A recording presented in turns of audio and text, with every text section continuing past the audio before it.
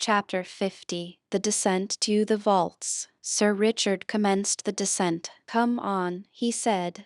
"Come on." He got down about half a dozen steps, but finding that no one followed him, he paused and called out, "Remember that time is precious. Come on." "Why don't you go?" said the churchwarden to the beadle. "What? Me go afore a blessed churchwarden? Convulsions. No, I thinks and I hopes as I knows my place better. Well, but upon this occasion, if I don't mind it. No, no, I could not. Convulsions. No. Ah," said Sir Richard Blunt, "I see how it is. I shall have to do all this business alone, and a pretty report I shall have to make to the Secretary of State about the proceedings of the authorities of St. Dunstan's." The churchwarden groaned. "I'm a-coming, Sir Richard, I'm a-coming. Oh dear, I tell you what it is, Mr. Beadle, if you don't follow me, and close too, I'll have you dismissed as sure as eggs is eggs. Convulsions, convulsions, I'm a-coming."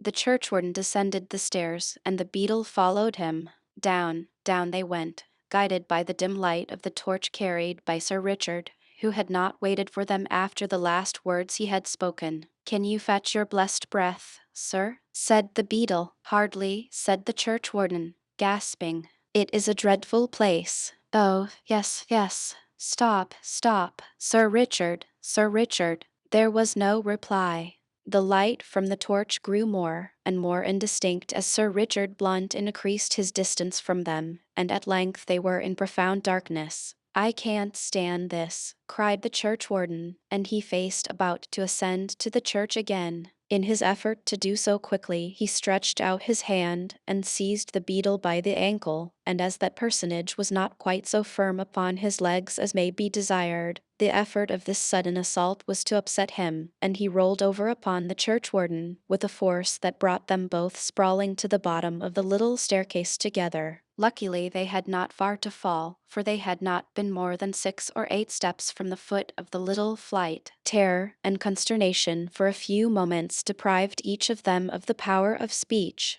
The beadle, however, was the first to recover, and he in a stentorian voice called, "Murder! Murder!" Then the churchwarden joined in the cries, and they buffeted each other in vain efforts to rise, each impeding the other to a degree that rendered it a matter of impossibility for either of them to get to their feet. Mr. Vickley, who was waiting in the church above, with no small degree of anxiety, the report from below, heard these sounds of contention and calls for help with mingled horror. He at once made a rush to the door of the church, and, no doubt, would have endangered the success of all Sir Richard Blunt's plans, if he had not been caught in the arms of a tall stout man upon the very threshold of the church door. "Help! Murder! Who are you?" "Crotchet they calls me, and Crotchet's my name. London my birthplace. Is yourn the same? What's the row? Call a constable. There's blue murder going on in the vaults below. The devil there is. Just you get in there, will you, and don't you stir for your life, old fellow." So saying, Mr. Crotchet, who knew the importance of secrecy in the whole transaction, and who had been purposely awaiting for Sir Richard Blunt, thrust Vickley into a pew, and slammed the door of it shut. Down fell the overseer to the floor, paralyzed with terror, and then Mr. Crotchet at once proceeded to the opening in the floor of the church, and descended without a moment's hesitation. "Hilloa!" he cried, as he alighted at the bottom of the stairs upon the churchwarden's back. "Hilloa, Sir Richard, where are you?" "Here," said a voice, and with the torch nearly extinguished, Sir Richard Blunt made his appearance from the passage. "Who is there?" "Crotchet, it is." "Truly? Why, what brought you here? What a row! Why, what's all this? You are standing upon somebody. Why, bless my heart, it's out went the torch. Fire! Help! Murder!" shouted the beadle. "I'm being suffocated. Oh, convulsions. Here's a death for a beadle. Murder! Robbery! Fire! Oh, oh, oh." The churchwarden groaned awfully. "Ascend and get a light," said Sir Richard. "Quick, Crotchet, quick. God only knows what is the matter with all these people." Both Crotchet and Sir Richard Blunt scrambled over the bodies of the churchwarden and the beadle, and soon reached the church. The churchwarden made a desperate effort, and, shaking himself free of the beetle, he ascended likewise, and rolled into a pew, upon the floor of which he sat, looking a little deranged. "If you don't come up," said Sir Richard Blunt, directing his voice down the staircase, "we will replace the stone, and you may bid adieu to the world." "Convulsions!" roared the beetle. "Oh, don't! Convulsions!" Up he tumbled, with the most marvelous celerity, and rolled into the church, never stopping until he was brought up by the steps in front of the communion table, and there he lay, panting and glaring around him, having left his cocked hat in the regions below. Sir Richard Blunt looked ghastly pale, which Crotchet observing, induced him to take a small flask from his pocket, filled with choice brandy, which he handed to his chief. "Thank you," said Sir Richard. The magistrate took a draught, and then he handed it to the churchwarden, as he said, "I'll fill it again." "All's right." The churchwarden took a pull at the brandy, and then the beetle was allowed to finish it. They were both wonderfully recovered.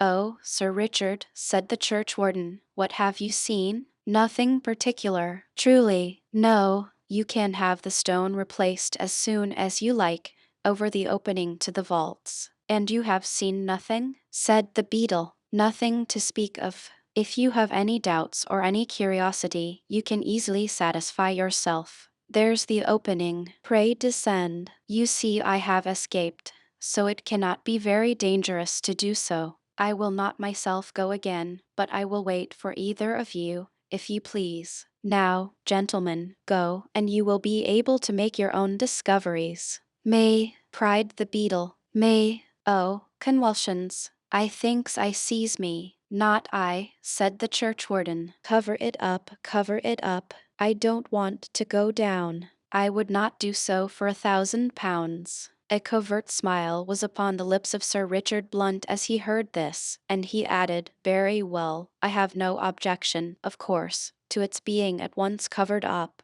and I think the least that is said about it will be the better." "No doubt of that," said the churchwarden. "Convulsions!" "Yes," said the beetle. "If I was only quite sure as all my ribs was whole, I shouldn't mind.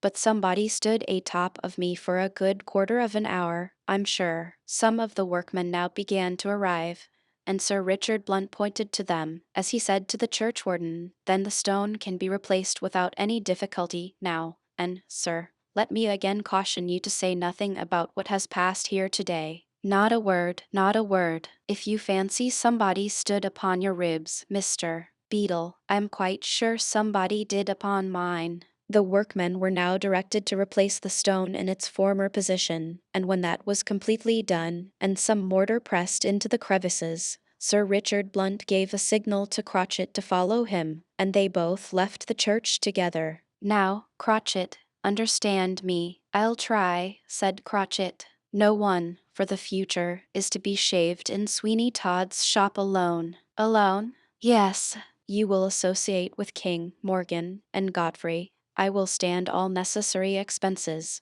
and one or the other of you will always follow whoever goes into the shop, and there wait until he comes out again. Make what excuses you like, manage it how you will, but only remember, Todd is never again to have a customer all to himself." "Humph. Why do you say humph?" "Oh, nothing particular. Only hadn't we better grab him at once?" "No, he has an accomplice or accomplices, and their discovery is most important. I don't like to do things by halves, Crotchet, and so long as I know that no mischief will result from a little delay, and it will not, if you obey my instructions, I think it better to wait." "Very good. Go at once, then, and get your brother officers, and remember that nothing is to withdraw your and their attention from this piece of business." "All's right. You know, Sir Richard, you have only to say what's to be done, and it's as good as done. Todd may shave now as many people as he likes, but I don't think he'll polish 'em off in his old way quite so easy." "That's right. Good day. When shall we see you, Sir Richard?" "About sunset."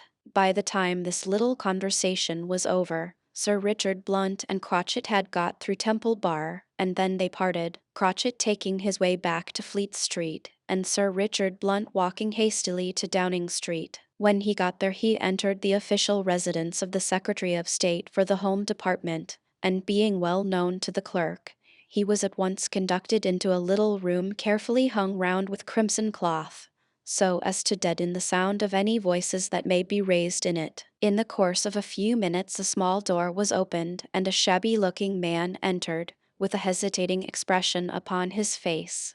"Ah, Sir Richard Blunt," he said, "is that you?" "Yes, your lordship, and if you are disengaged for a few minutes, I have something to communicate." "Ah, some new plot. Confound those Jacobin rascals." "No, my lord, the affair is quite domestic and social. It has no shade of politics about it." The look of interest which the face of the secretary had assumed was gone in a moment, but still he could not very well refuse now to hear what Sir Richard Blunt had to say, and the conference lasted a quarter of an hour. At its termination, as Sir Richard was leaving the room, the secretary said, "Oh, yes, of course, take full discretionary powers, and the Home Office will pay all expenses." "I never heard of such a thing in all my life." "Nor I, my lord. It's really horrible. It is evening so far as we know already, and yet I think there is much to learn. I shall, of course, communicate to your lordship anything that transpires." "Certainly, certainly. Good day." Sir Richard Blunt left the Secretary of State, and proceeded to his own residence, and while he is there, making some alteration in his dress, we may as well take a glance at Crotchet, and see what that energetic but somewhat eccentric individual is about. After parting with Sir Richard Blunt at Temple Bar, he walked up Fleet Street, upon Sweeney Todd's side of the way, until he overtook a man with a pair of spectacles on, and a stoop in his gait, as though age had crept upon him. "King," said Crotchet. "All right," said the spectacled old gentleman in a firm voice. "What's the news?" "A long job, I think." "Where's Morgan?" "On the other side of the way." "Well, just listen to me as we walk along, and if you see him, beckon him over to us." As they walked along, Crotchet told King what were the orders of Sir Richard Blunt, and they were soon joined by Morgan. The other officer, Godfrey, who had been mentioned by the magistrate, was sent for. "Now," said Crotchet, "here we are, 4 of us, and so you see we can take it 2 and 2 for 4 hours at a stretch as long as this confounded barber's shop keeps open." "But," said Morgan, "he will suspect something." "Well, we can't help that. It's quite clear he smugs the people, and all we have got to do is to prevent him smugging any more of MUC. Well, well, we must do the best we can." "Exactly. So now keep a bright lookout, and hang it all, we have been in enough rum adventures to be able to get the better of a rascally barber, I should think." Chapter Lie. Johanna rushes to her destiny. Johanna had enough confidants now. Her father, Colonel Jeffrey, Big Ben, and Arabella Wilmot all knew the sad story of her love. It will be a hard case if, among so many counselors, she hits upon the worst, a most truly hazardous course of proceeding. But then it is a fault of the young to mistake daring for ability, and to fancy that that course of proceeding which involves the most personal risk is necessarily the most likely to be successful. Colonel Jeffrey was, of all Johanna Oakley's advisers, the one who was most likely to advise her well, but unfortunately he had told her that he loved her, and from that time, with an instinctive delicacy of feeling which no one could have a greater perfection than Johanna, she had shunned him. And yet the reader, who knows the colonel well, knows that, quite irrespective of the attachment that had sprung up in his bosom for the beautiful and heart-stricken girl, he would have played the part of a sincere friend to her and stood manfully between her and all danger. But it was not to be. From the moment that he had breathed to her the secret of his attachment, a barrier was, in her imagination, raised between them. Her father evidently was not one who could or who would advise anything at all energetic. And as for Big Ben, the conversation she had had with him upon the subject had quite been sufficient to convince her that to take him out of the ordinary routine of his thoughts and habits was thoroughly to bewilder him, and that he was as little calculated to plot and to plan in any emergency as a child. She would truly have trembled at the result of the confidential communication to Big Ben, if she had been aware of the frightfully imprudent manner in which he had thrown himself into communication and collision with Todd, the consequences of which glaring act of indiscretion he was only saved from by Sir Richard Blunt entering the shop and remaining there until Ben was shaved. Under all these circumstances, then, Johanna found herself thrown back upon her old friend Arabella Wilmot. Now, Arabella was the worst adviser of all, for the romantic notions she had received from her novel reading imparted so strong a tone to her character that she may be said in imagination to live in a world of the mind. It was, as the reader will recollect, to Arabella Wilmot that Johanna owed the idea of going to Todd in boy's apparel, a measure fraught with frightful danger, and yet, to the fancy of the young girl, fascinating upon that very account, because it had the appearance as though she were doing something really serious for Mark and Jestry. To Arabella, then, Johanna went after Ben had left her, and finding her young friend within, she told her all that had occurred since they last met. "What shall I do?" she said.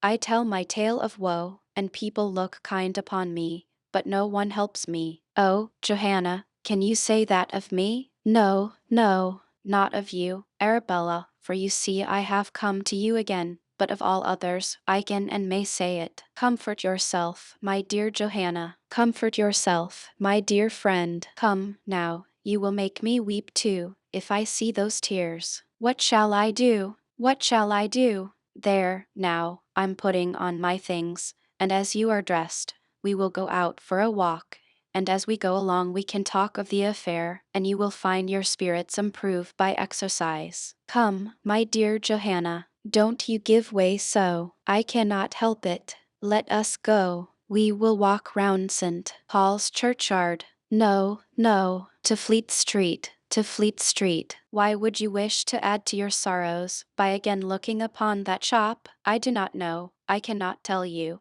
but a horrible species of fascination draws me there, and if I come from home, I seem as though I were drawn from all other places towards that one by an irresistible attraction. It seems as though the blood of Mark and Jestry called aloud to me to revenge his murder by bringing the perpetrators of it to justice. Oh, my friend, my Arabella, I think I shall go mad."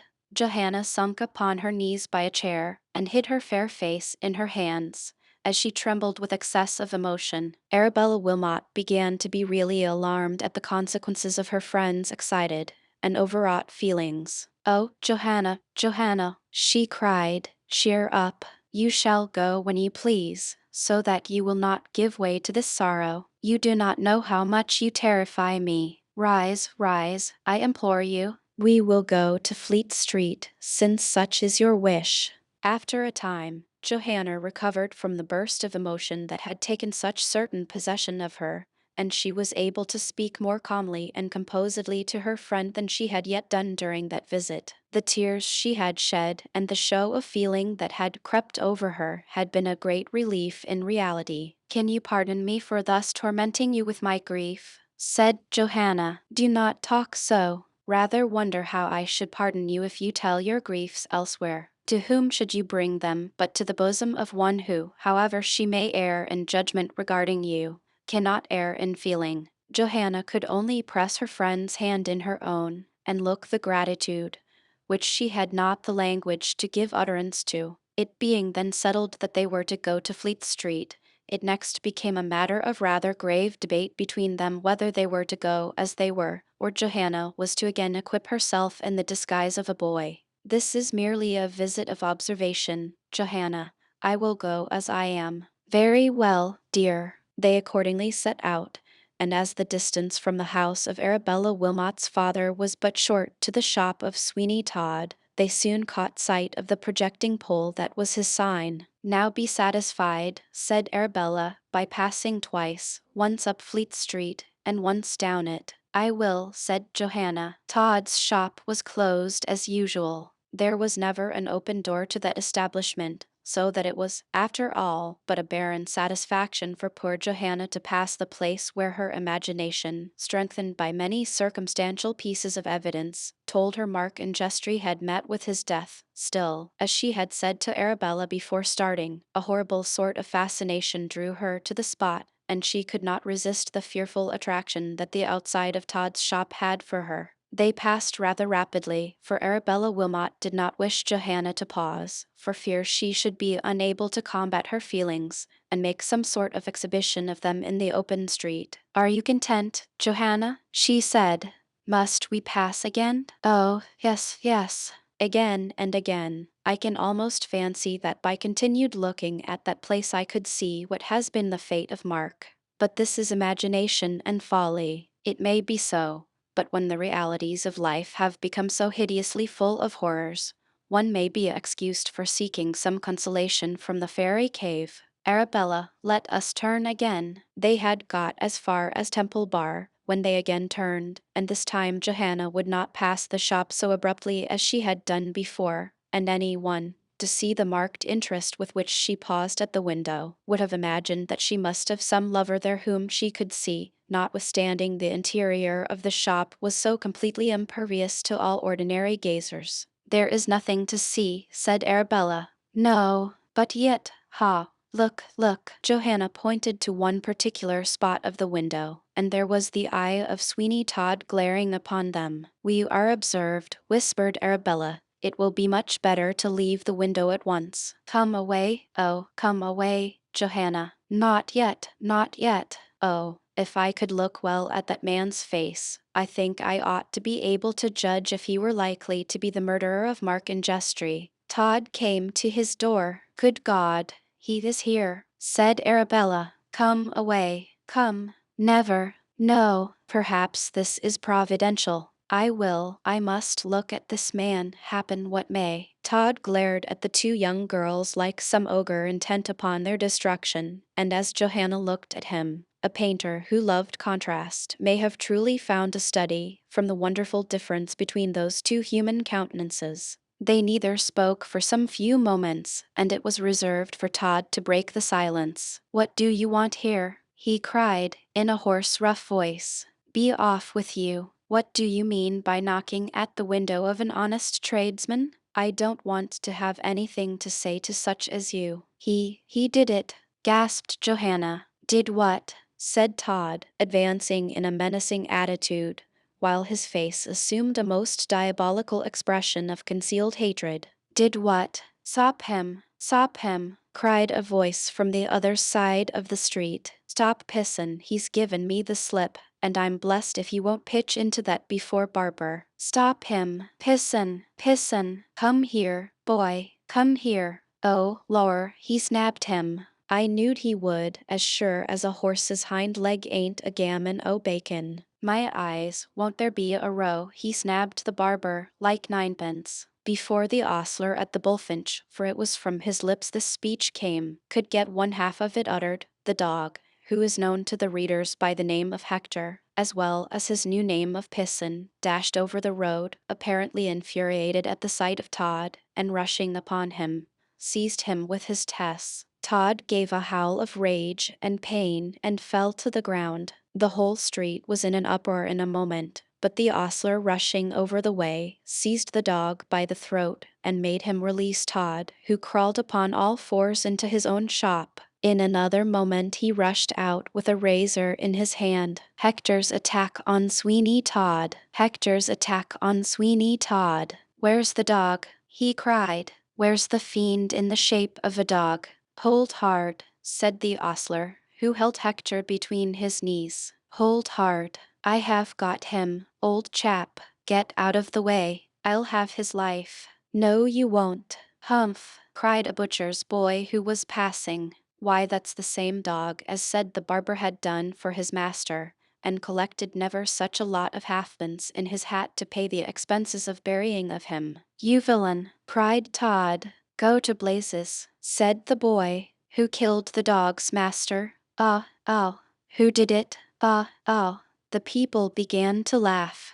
"I insist upon killing that dog," cried Todd. "Do you?" said the ostler. "Now, this here dog is a particular friend of mine. So you see I can't have it done. What do you say to that now, old stick in the mud? If you walk into him, you must walk through me first. Only just put down that razor, and I'll give you such a walloping, big as you are, that you'll recollect for some time. Down with the razor! Down with the razor! Cried the mob, who was now every moment increasing. Johanna stood like one transfixed for a few moments in the middle of all this tumult, and then she said with a shudder, "What ought I to do?" "Come away at once, I implore you," said Arabella Wilmot. "Come away, I implore you, Johanna, for my sake as well as for your own. You have already done all that can be done. Oh, Johanna, are you distracted?" "No, no, I will come, I will come." They hastily left the spot, and hurried away in the direction of Ludgate Hill,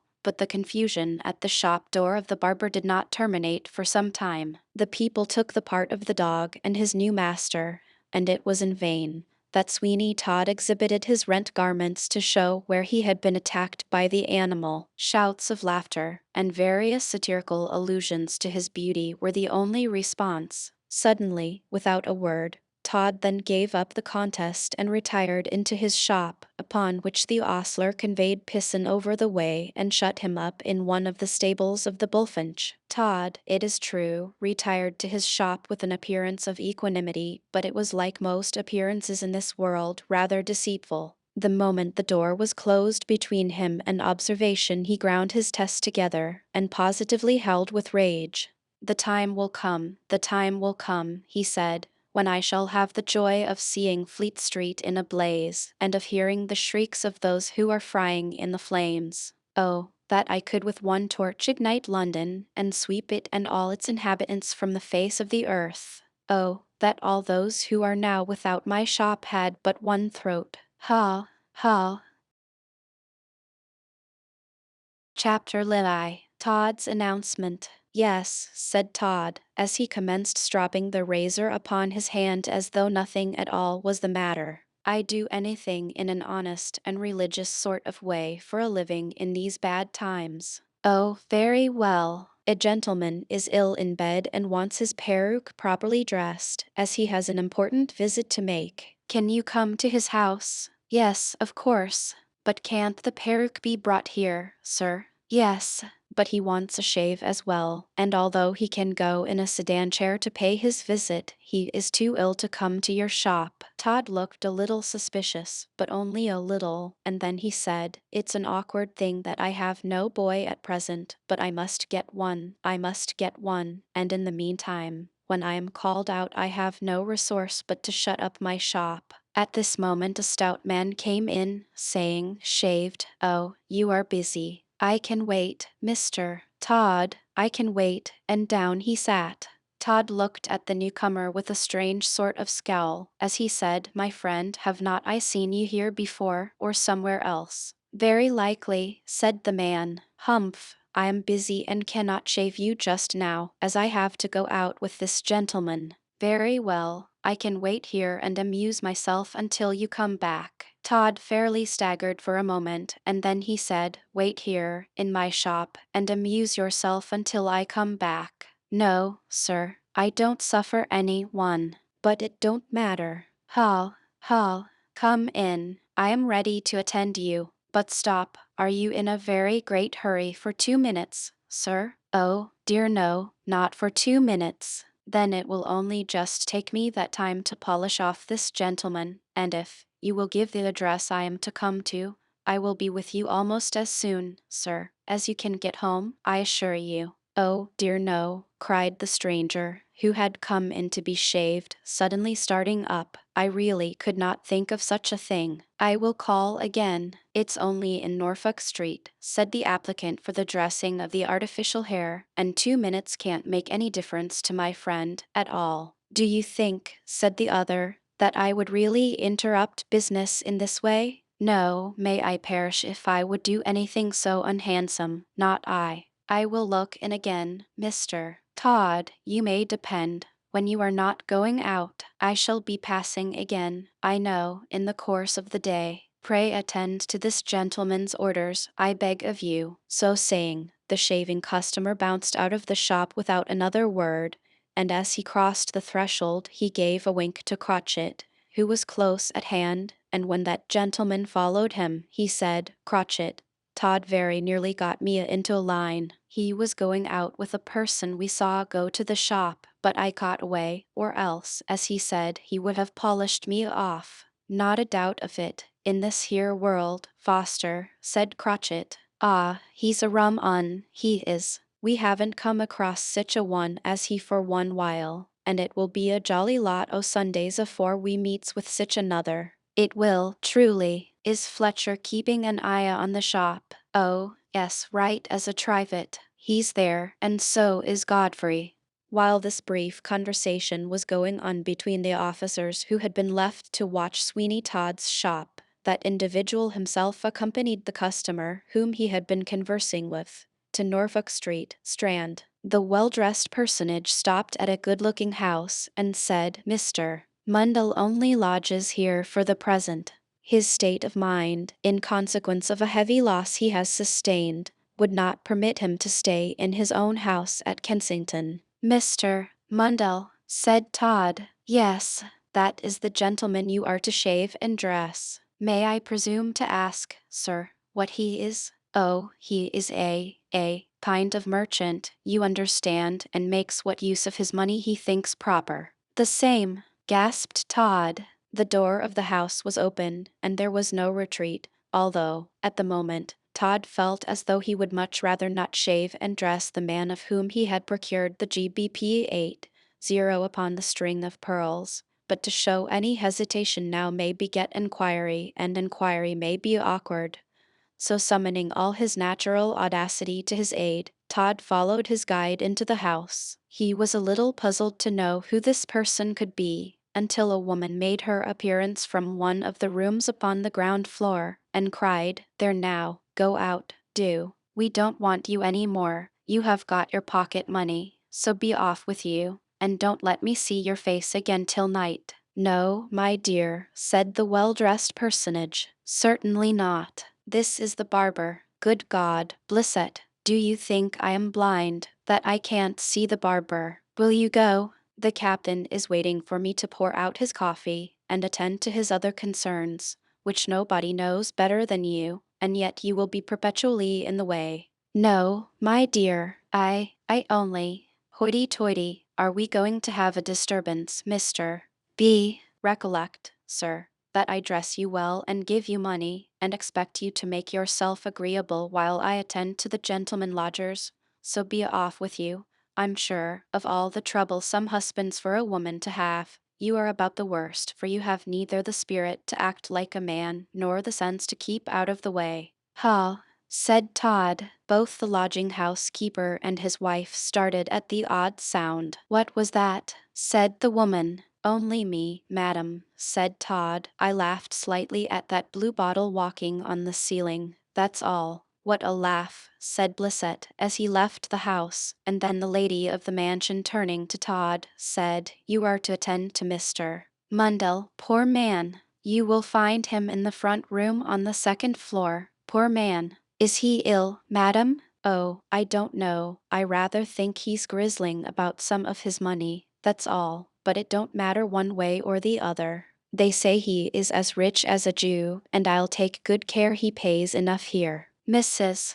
B," cried a voice from the parlor. "Yes, Cap'n, I'm coming, Cap'n." The lady bounced into the breakfast parlor and closed the door, leaving Todd to find his way upstairs as he best could. After a hideous chuckle at the thought of Mr. Blissett's singular position in society, he commenced ascending the stairs. He accomplished the first flight without meeting with any one, but upon the second he encountered a servant girl with a pail, and Todd gave her such a hideous glance, accompanied by such a frightful contortion of his visage, that down went the pail, and the girl flew upstairs again, and locked herself in one of the attics. Without waiting to ascertain what effect the descent of the pail may have upon the nerves of the captain and the landlady, Todd pursued his course to the room where he had been directed, and tapped at the door. "Come in," said a meek, tremulous voice. Come in. Todd opened the door and stood in the presence of the man over whose long-tried skill and habitual cunning he had obtained such a triumph in the affair of the pearls at Mundell Villa. John Mundell now, though, was far from looking like the John Mundell of the villa. He sat by the fire, wrapped up in a flannel dressing gown, with a beard of portentous length. His cheeks had fallen in, his brow was corrugated by premature wrinkles, and the corners of his mouth were drawn down as though a look of mental distress had become quite a thing of habit with him now. "Who are you?" he growled out as Todd came into the room and with a show of carefulness closed the door after him. "Who are you? Come to shave you, sir, and dress your hair." "Ah," cried Mundell as he gave a start. "Where have I heard that voice before? Why does it put me in mind of my loss? My GBP 8,000. My money, my money. Am I to lose another GBP 8,000? That will make GBP 16,000. Oh dear, oh dear, oh dear. Who are you? Speak, friend. Who are you?" "Only a barber, sir," said Todd. "Come to shave you and dress your hair." "Ain't you well, sir? Shall I call again?" "No, no, no. My losses distracts me. Only the barber? Ah, yes, to be sure, only the barber. I must go to court and ask for the Duke of something. Good God, yes, I will see all the dukes until I find out my duke. He who had my GBP 8,000 and has left me so poor and so wretched. Oh dear, my money, my hard-earned money. Oh, gracious, if I were to lose another GBP 8,000, I should go mad, mad, mad. Shall I begin, sir?" said Todd. "Begin? Begin what?" "Oh, yes, my hair, and I must be shaved too, or they won't let me in at all. I will have the pearls or my money. I will see all the dukes and pounce upon my duke. Oh, yes, I will have the pearls or the money." "Pearls, sir," said Todd as he began to arrange the shaving apparatus he had brought with him. "Did you say pearls? Bah! What do you know about pearls, who, I dare say, never saw one? Bah! You, a poor beggarly barber. But I will have them back or my money. I will raise London, but I will find them. I will see the Queen herself, and know what duke she gave the pearls to, and then I will find him and have my money. Now, sir, a little this way. Oh dear, what do you charge?" "Anything you please, sir. When I come to a gentleman, I always leave it to his generosity to pay me what he pleases." "Ah, more expense, more expense. That means that I am to pay for the service done me, and something else besides for the sake of a compliment upon my liberality. But I ain't liberal. I won't be generous. Where's my money, my pearls? And now to go to all sorts of expense to go to court and see dukes. Oh, the devil. Sir, stop. What an odd thing. Why, you are very what, sir?" said Todd, making a hideous face. "Like the Duke, or my fancy leads me astray. Wait a bit.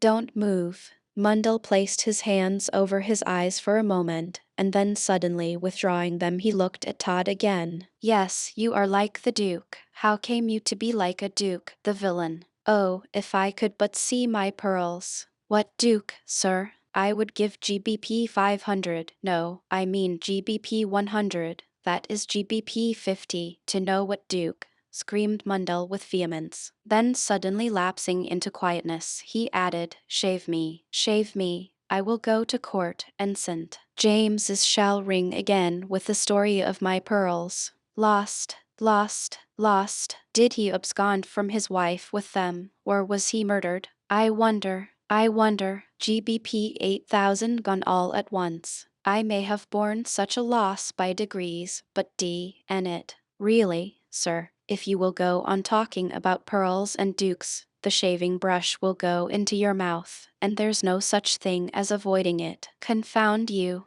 Go on, shave me and have done with it. Oh dear, oh dear. John Mundell now contented himself by uttering drawn sighs, with now and then the accompaniment of a hideous groan, while Todd lathered his face with great affected care. The sighs and the groans both, however, ceased soon, and Todd became aware that the eyes of John Mundell were fixed upon him with a steady stare. No doubt, the usurer was recalling bit by bit to his memory the features of the sham Duke, and comparing them with Todd's. To be sure, upon the occasion of his visit to Mundell Villa, Todd had taken every precaution to disguise his features, but then it must be admitted that the features of the barber were rather peculiar, and that John Mundell was professionally a more than ordinary keen observer, and thus it was that, as Todd lathered away, he became more and more impressed by the fact that there was a startling resemblance between Todd and the nobleman who had borrowed GBP 8,000 upon the string of pearls.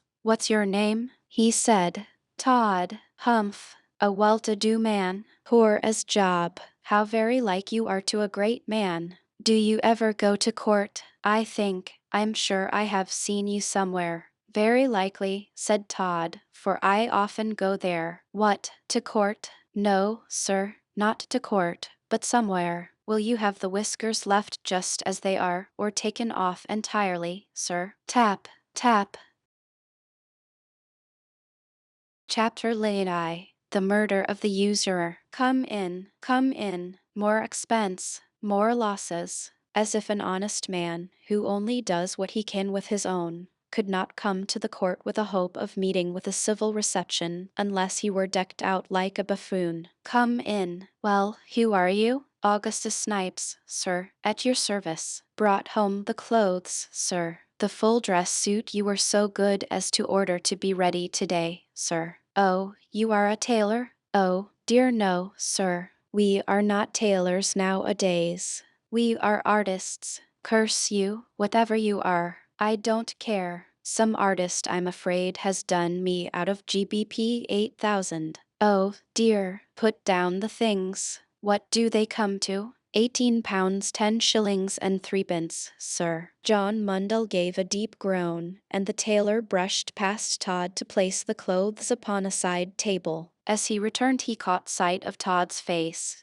and in an instant his face lighting up, he cried, "Ah, how do, how do?" "Eh," said Todd, "how did the pompadour-colored coat and the velvet smalls do?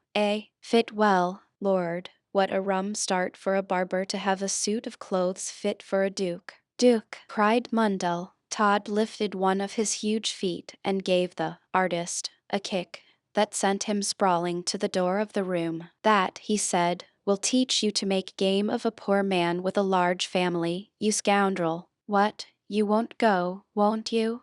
The artist shot out at the door like lightning and flew down the stairs as though the devil himself was at his heels. Todd carefully closed the door again and fastened it by a little bolt that was upon it. A strange expression was upon the countenance of John Mundell. His face looked perfectly convulsed, and he slowly rose from his chair. Todd placed one of his huge hands upon his breast and pushed him back again. "What's the matter?" said Todd. He knows you? Well, the pompadour-colored coat. Ah, I recollect the pompadour-colored coat, too. I thought I knew your face. There was a something, too, about your voice that haunted me like the remembrance of a dream. If are what? Help, help. Tell me if I'd be mad, or if you are a duke in the disguise of a barber, or a barber in the likeness of a duke. Ah, that pompadour-colored coat, it sticks in my throat. I wish it did, growled Todd. What do you mean, Mr. Mundell? Pray express yourself. What do you mean by those incoherent expressions? Are you human? Dear me, I hope so. Really, sir, you look quite wild. Stop, stop, let me think. The face, the voice, the pompadour coat, the costume fit for a duke. It must be so. Man or devil, I will grapple with you, for you have got my pearls and my money, my GBP 8,000, my gold that I have lived, that I have toiled for, that I have schemed and cheated to keep up, that I have shut my eyes to all sights for, and my heart to all tender emotions. You have my money, and I will denounce you. Stop, said Todd. The usurer paused in what he was saying, but he still glared at Todd fiercely, and his eyes protruded from their orbits, while the muscles of his mouth worked as though he were still trying to utter audible sounds. but by some power was denied the capacity to utter them. You say you have lost pearls? Yes, yes, Orient pearls. Todd dived his hand into the breast of his apparel and produced the string of pearls. He held them before the ravished and dazzled eyes of John Mundell as he said, "Were they like these?" With a cry of joy, Mundell grasped at the pearls. Tears of gratified avarice gushed from his eyes. My own pearls, my beautiful pearls. Oh, blessed chance, my pearls back again. Ha, ha, ha, ha, echoed Todd as he stepped behind the chair on which John Mundell was sitting. With his left hand he took one vigorous grasp of the remaining hair upon the head of the usurer and forced his back against the chair. In another instant there was a sickening gushing sound. Todd, with the razor he held in his right hand, had nearly cut John Mundell's head off. Then he held him still by the hair. Gasped, gasped, gasped, bubble, gasped, bubble. Ah, ah, ah, goggle, goggle. A slight convulsive movement of the lashes and the eyes set and became opaquely dim. The warm blood still bubbled, but John Mundell was dead. Todd picked up the pearls and carefully replaced them in his bosom again. How many strange events, he said, hang upon these baubles. Ah, it's only one more, a dirty job rather, but business is business. He stood in the room as silent as a statue and listened intently. Not the slightest sound indicative of the proximity of any one came upon his ears. He felt quite convinced that the deed of blood had been done in perfect secrecy. But then there he was. Who but he could be accused? There he stood, the self-convicted murderer. Had he not done the deed with the weapon of his handicraft that he had brought to the house? How was Todd to escape the seeming inevitable cold-blooded murder? We shall see. Huddled up in the chair was the dead body. Mundell had not fallen out of the capacious easy seat in which he sat when he breathed his last. The blood rolled to the floor, where it lay in a steaming mass. Todd was careful, very careful not to tread in it, and he looked down his garments to see if there were any telltale spots of gore. But standing behind the chair to do the deed, as he had done, he had been saved from anything of the sort. There he stood, externally spotless, like many a seeming and smirking sinner in this world, but oh, how black and stained within. Humph, said Todd. John Mundell was half distracted by a heavy loss. He was ill, and his mind was evidently affected. He could not evening shave himself. Oh, it is quite evident that John Mundell, unable to bear his miseries, real or ideal, any longer, in a fit of partial insanity, cut his throat. Yes, that will do. Todd still kept the razor in his grasp. What is he going to do? Murder again the murdered. Is he afraid that a man, with 20 murders on his head, will jostle him from his perilous pinnacle of guilty safety? No. He takes one of the clammy dead hands in his own, he clasps the half-rigid fingers over the handle of the razor, and then he holds them until, in the course of a minute or so, they have assumed the grasp he wishes, and the razor, with which he, Todd, did the deed of blood, is held listlessly, but most significantly, in the hand of the dead. The murder of the usurer, the murder of the usurer. That will do, said Todd. The door is reached and unfastened, and the barber slips out of the room. He closes the door again upon the fetid hot aroma of the blood that is there, fresh from the veins of a human being like himself. No, no, not like himself. No one can be like Sweeney Todd. He is a being of his own species, distinct, alone, an incarnation of evil. Todd was in no particular hurry to descend the stairs. He gained the passage with tolerable deliberation, and then he heard voices in the parlor. "What a man you are," said Mrs. Blissett. "Ah, my dear, I am truly. Who would not be a man for your sake? As for Mr. Blissett, I don't think him worth attention." "Nor I," said the lady, snapping her fingers. "I don't value him that. The poor mean-spirited wretch, he's not to be compared to you, Captain." "I should think not, my love. Have you got any change in your pocket?" "Yes, I think I have about 7 shillings or so." "That will do. Much obliged to you, madam. I mean, my dear Mrs. B. Ah, if you would but smother Blissett, so that I may have the joy of making you Mrs. Captain Coggan. What a happy man I should be. Todd tapped at the door. What was that? Cried the captain in evident alarm. Is it Blissett? No, captain, oh no, I should like to see him interrupt me, truly. A pretty thing that I cannot do what I like in the house I keep. Come in. Todd just opened the door far enough to introduce his hideous head, and having done so, stared at the pair with such a selection of frightful physiognomical changes, that they both sat transfixed with horror. At length Todd broke the silence by saying, "He's frightfully nervous." What, who?" gasped the captain. "What?" repeated Mrs. Blissett. "What's his name, upstairs, that I was sent for to shave just now?" "What, Mr. Mundell? Ah, poor man, he has been in a very nervous state ever since he has been here. He continually talks of a heavy loss he has had." "Yes," said Todd, "I suppose he means you to pay me." "Me?" "Yes, ma'am. He says he is too nervous and excited for me to shave him just now, but he has borrowed a razor from me and says he will shave himself in the course of an hour or so, and send it back to me." "Oh, very well. Your money will be sent with the razor, no doubt, for although Mr. Mundell is so continually talking of his losses, they tell me he is as rich as a Jew." "Thank you, ma'am. Good morning. Good morning, sir." The captain cast a supercilious glance upon Todd, but did not deign to make the remotest reply to the mock civility with which he was bidden good morning. No one stands so much upon his dignity as he whose title to any at all is exceedingly doubtful. The female heart, however, is mollified by devotion, and Mrs. Blissett returned the adieu of Todd. When he got into the passage, he uttered one of his extraordinary laughs, and then opening the street door, he let himself out. Todd by no means hurried back to Fleet Street, but as he walked along he now and then shrugged his shoulders and shook his huge hands, which, to those acquainted with his peculiarities, would have been sufficient indications of the fact that he was enjoying himself greatly. At length he spoke. So, what a providence we have, after all, watching over us. The moment I am in any real danger as regards the string of pearls, up starts some circumstance that enables me to ward it off. Well, some day I almost think I shall turn religious and build a church and endow it."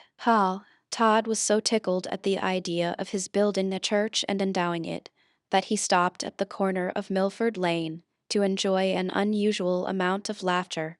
As he did so he saw no other than Mrs. Ragg slowly coming towards him. "Ah," he said, "Tobias's mother.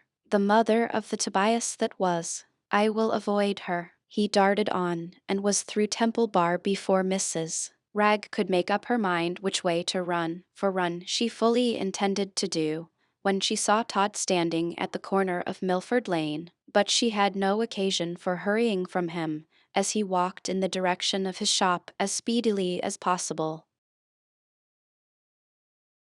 Chapter Live. Sir Richard Blunt's Progress. We will now return and see with what zeal Sir Richard Blunt and his active co-operators are at work, and how that persevering gentleman has taken the cause of humanity in hand, with a determined will to bring the atrocious criminals to a just tribunal. Sir Richard and his men continued to pass and repass Todd's window, and one or other had an eye upon the door, so that it was almost impossible for any one to go in without the officers seeing them, and as someone of the officers followed each customer into the shop, under some pretence, and did not return till the strangers had been shaved, it was impossible that he could continue his murderous trade. The Baronet, however, could not continue to remain long in the vicinity of Todd's shop without exciting the suspicions of that crafty demon in human form. Todd seemed very ill at ease, and his eye was more frequently at the hole which commanded a view of everything within range of his window, and in spite of the various guises the officers assumed, he seemed to take a more close survey of their features than he had done when they had first visited his shop.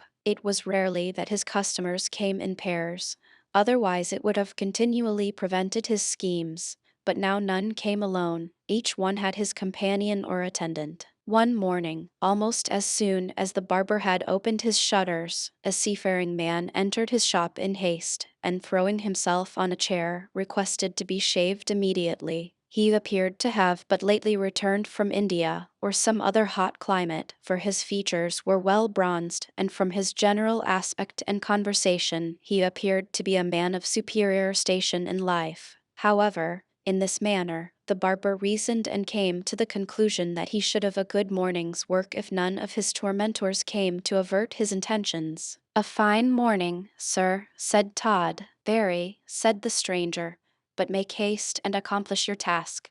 I have a payment to make to a merchant in the city this morning by 9 o'clock, and it is now more than 8:30. I will polish you off in no time," said the barber, with a grin. "Then you can proceed and transact your business in good time. Sit a little nearer this way, sir. The chair will only stand firmly in one position, and it is exceedingly uncomfortable for gentlemen to remain, evening for a few moments, on an unsteady chair." Todd adjusted the chair, by dint of what appeared to the stranger to be a deal of unnecessary trouble, and he said, "You seem remarkably anxious to put the chair in what you call a comfortable position, but we sailors are rather rough. Therefore you need not make so much fuss about my comfort for so short a time, but proceed with the business." Todd seemed rather disconcerted at the stranger's remarks, and could not understand whether his words were uttered by chance, or imported more than Todd liked. "It is a maxim of mine, sir," said Todd, "to make everybody that comes to my shop as comfortable as possible during the short time they remain with me. 1/2 inch further this way, sir, and you will be in a better position."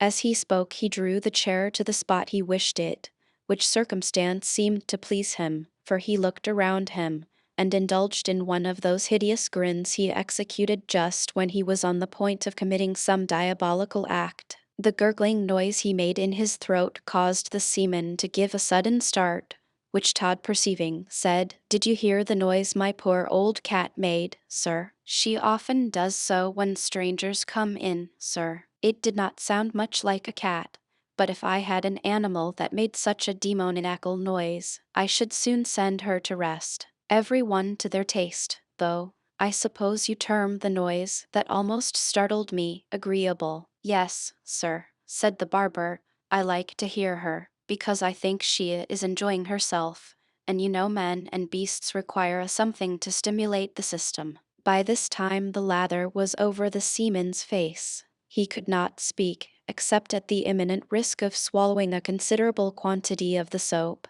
that Todd had covered his face with. The barber seemed dexterously to ply a razor on the seaman's face, which caused him to make wry faces, indicating that the operation was painful. The grimaces grew more fantastic to the beholder, but evidently less able to be withstood by the person operated upon. "Good God, barber," he at length ejaculated, "why the devil don't you keep better materials? I cannot stand this.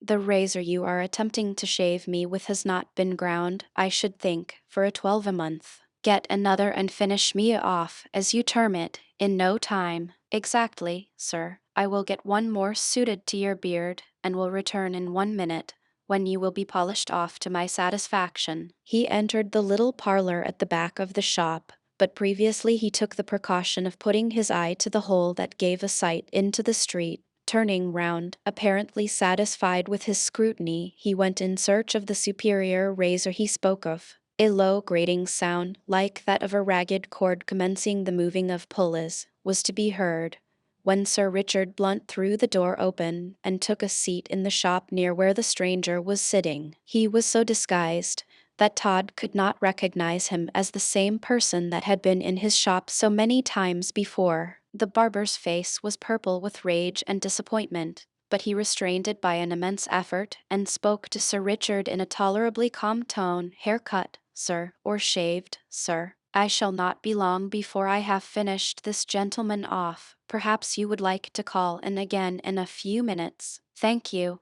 I'm not in a particular hurry, and being rather tired I will rest myself in your shop, if you have no objection. My shop is but just open, and our ventilation being bad, it is much more pleasant to inhale the street air for a few minutes than the vitiated air of houses in this neighborhood. I am not much afraid of my health for a few minutes, therefore would rather take rest. Todd turned his face away and ground his teeth when he found that all his arguments were unavailing in moving the wool of his new customer. Therefore he soon finished shaving the first customer. "At your service, sir," said Todd to Sir Richard, who seemed absorbed in reading a newspaper he took from his pocket. He looked up and saw that the stranger was nearly ready to leave. Therefore he continued reading till the stranger was in the act of passing out of the shop, when he said, "What time do the royal family pass through Temple Bar to the city this morning?" "9:30, said Todd. "Then I have not time to be shaved now. I will call in again. Good morning," saying which he also left the shop.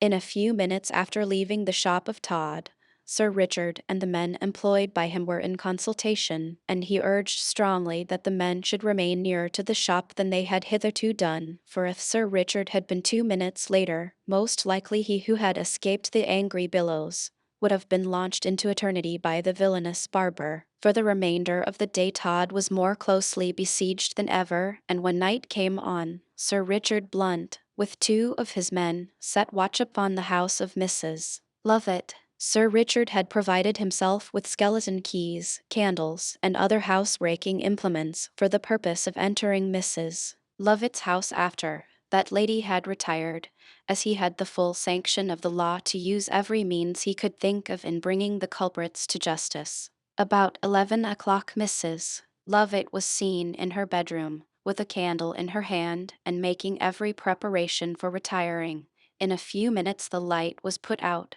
and everything seemed still as death. Nothing was to be heard in the adjoining streets but the monotonous tread of the watchman, with an occasional drawling forth of the hour of the night. This was the time Sir Richard had waited for. It was the time for him to act. He approached the street door and applied his implements with success, for the door yielded to the baronet's tools, and he soon was in the shop of the pea-maker. As complete a silence reigned within as was maintained without. He waited for some time yet, though, before he moved, finding, at length, that all was profoundly still, and feeling quite convinced that Mrs. Lovett had really retired for the night, the magistrate set about procuring a light. By the aid of some chemical matches that he had with him, this was soon accomplished, and a faint blue light shone upon the various articles in the pie shop of Mrs. Lovett. He then took a small piece of wax taper from his pocket and lit it.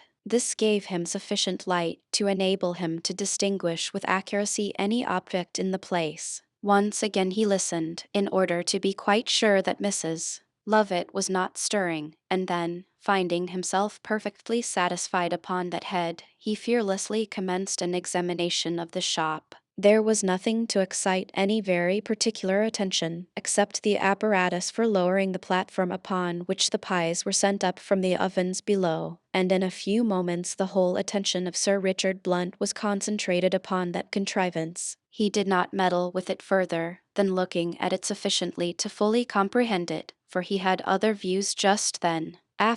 Then, making himself quite master of the details of that piece of machinery, he turned his whole attention to the parlor. By the aid of a skeleton key which he took from his pocket, he opened the door with ease, and at once entered that room, where lay the remains of the supper which Mrs. Lovett had so liberally provided for Sweeney Todd. This parlor was rather a large rambling room, with a number of snug, handy-looking cupboards in various corners. It was towards those cupboards that Sir Richard Blunt directed his attention. Chapter LV. Mrs. Lovett's walk. Suddenly he heard, or fancied he heard a noise above in the house, like the sudden shutting of a door. Oh, thought Sir Richard, all is safe. She is shutting herself in for the night, I suppose. Well, Mrs. Lovett, we will see what we can find in your cupboards. The little bit of wax light, which Sir Richard had lighted, gave but a weak kind of twilight while he moved about with it in his hand, but when he stuck it on a corner of the mantel-shelf it burnt much clearer, and was sufficient to enable him just to see what he was about. So thoroughly impressed was he with the idea that Mrs. Lovett had retired to rest, that he paid no sort of attention to the house, and may be said, in a manner of speaking, to have negligently shut his ears to all sounds that did not violently attack them. He opened a cupboard, in which were some books, and on the top shelf, lying in a confused kind of heap, were some watches, and several sets of very rich buckles for shoes. There were, likewise, several snuff boxes in the lot. Were these little trifles presented to Mrs. Lovett by Todd as proofs of the thriving business he was carrying on? Sir Richard put two of the watches in his pocket. These may be identified, he said. And now, if I can but find the door by which she descends to the oven below, at this moment he was startled by a sudden accession of light in the room. His first idea, and a natural enough one too, was that the little wax light was playing some vagaries incidental to all lights, and he turned rapidly from the cupboard to look at it. What was his astonishment to see the door that led to the upper part of the house open, and Mrs. Lovett, partially undressed, standing upon the threshold with a chamber candlestick in her hand in which was a rushlight, the dim and dubious rays from which had produced the extra illumination that had first startled Sir Richard Blunt. No wonder that, with amazement upon his countenance, he now glanced upon this vision, for such it looked like at the moment, and yet he saw that Mrs. Lovett it was to all intents and purposes, and that he was discovered in his exploring expedition in her parlor appeared to be one of those facts it would have required no small share of moral hardihood to dispute. Seeing, however, should not always be believing, despite the venerable saying which asserts as much. Mrs. Lovett in a state of somnambulism. Mrs. Lovett in a state of somnambulism. I must apprehend her, now, thought Sir Richard Blunt. I have no resource but to apprehend her at once. With this object he was about to dart forward, when something strange about the appearance of Mrs. Lovett arrested his attention and stayed his progress. He paused and remained leaning partly upon the back of a chair, while she slowly advanced into the room, and then as she came nearer to him he became convinced of what he had begun to suspect, namely, that she was walking in her sleep. There is something awful in this wandering of the mortal frame, when its senses seem to be locked up in death. It looks like a resurrection from the grave, as though a corpse was again revisiting the glimpses of the pale moon. An evening Sir Richard Blunt, with all his constitutional and acquired indifference to what would be expected to startle any one else, could not help shrinking back a little, and feeling an unusual sort of terror. This transient nervousness of his, though, soon passed away, and then he set himself to watch the actions of Mrs. Lovett with all the keenness of intense interest and vividly awakened curiosity. She did not disappoint him, moving forward into the room with a slow and stately action, so that the little flame of the rushlight was by no means disturbed. She reached the middle of the parlor and then she paused. She assumed such a natural attitude of listening that Sir Richard Blunt voluntarily shrunk down behind the chair, for it seemed to him at the moment that she must have heard him. Then, in a low and slightly indistinct tone, she spoke. "Hush, hush, so still. The poison. Where is the poison? Will he take it? Ah, that is the question, and yet how clear it is. But he is fiend-like in his suspicions. When will he come?" She moved on towards the cupboard in which the decanter of poisoned wine had been placed, and opening it, she felt in vain upon the shelf for it. It was still upon the table, and if anything more than another could have been a convincing proof of the mere mechanical actions of the somnambulist, this fact, that she passed the wine where it was, and only recollected where it had been, would have been amply sufficient.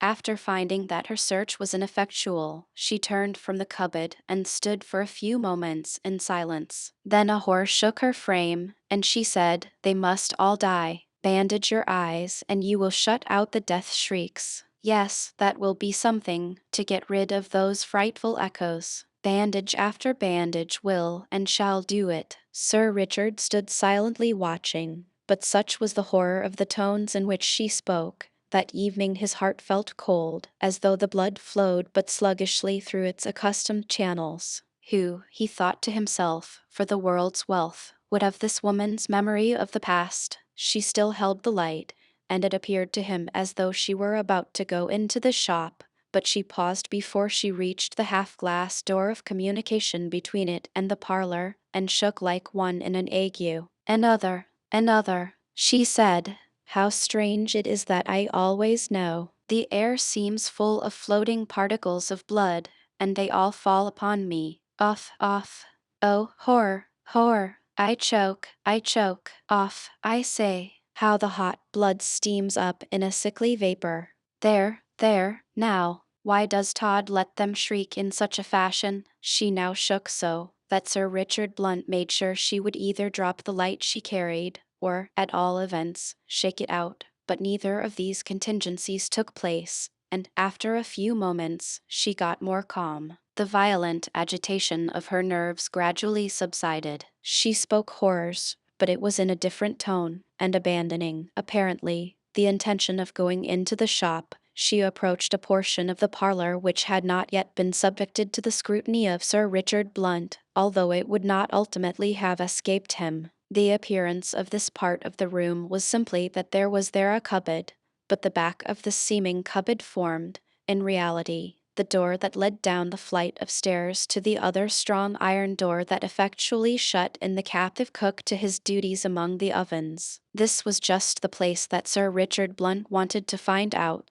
and here we may as well state that Sir Richard had an erroneous, but very natural idea, under the circumstances, that the cook or cooks were accomplices of Mrs. Lovett in her nefarious transactions. Had he been at all aware of the real state of affairs below, our friend, who had become so thoroughly disgusted with the pies, would not have been left for so long in so precarious a situation. Mrs. Lovett paused after opening the lock of the cupboard, and in a strange, sepulchral sort of voice, she said, "Has he done it?" "Done what?" Sir Richard would fain have asked, but, although he had heard that people, when walking in their sleep, will answer questions put to them under such circumstances, he was doubtful of the fact, and by no means wished to break the trance of Mrs. Lovett. "Has he done it?" she again repeated. "Is he no more? How many does it make? 1, 2, 3, 4, 5, 6, 7. Yes, 7. It must be the 7th, and I have heard all. Hush. Todd, I say, are you dead?" No. He would not drink the wine. The devil, his master, whispered to him that it had in it the potent drug that would send his spirits howling to its maker, and he would not drink. God, he would not drink. No.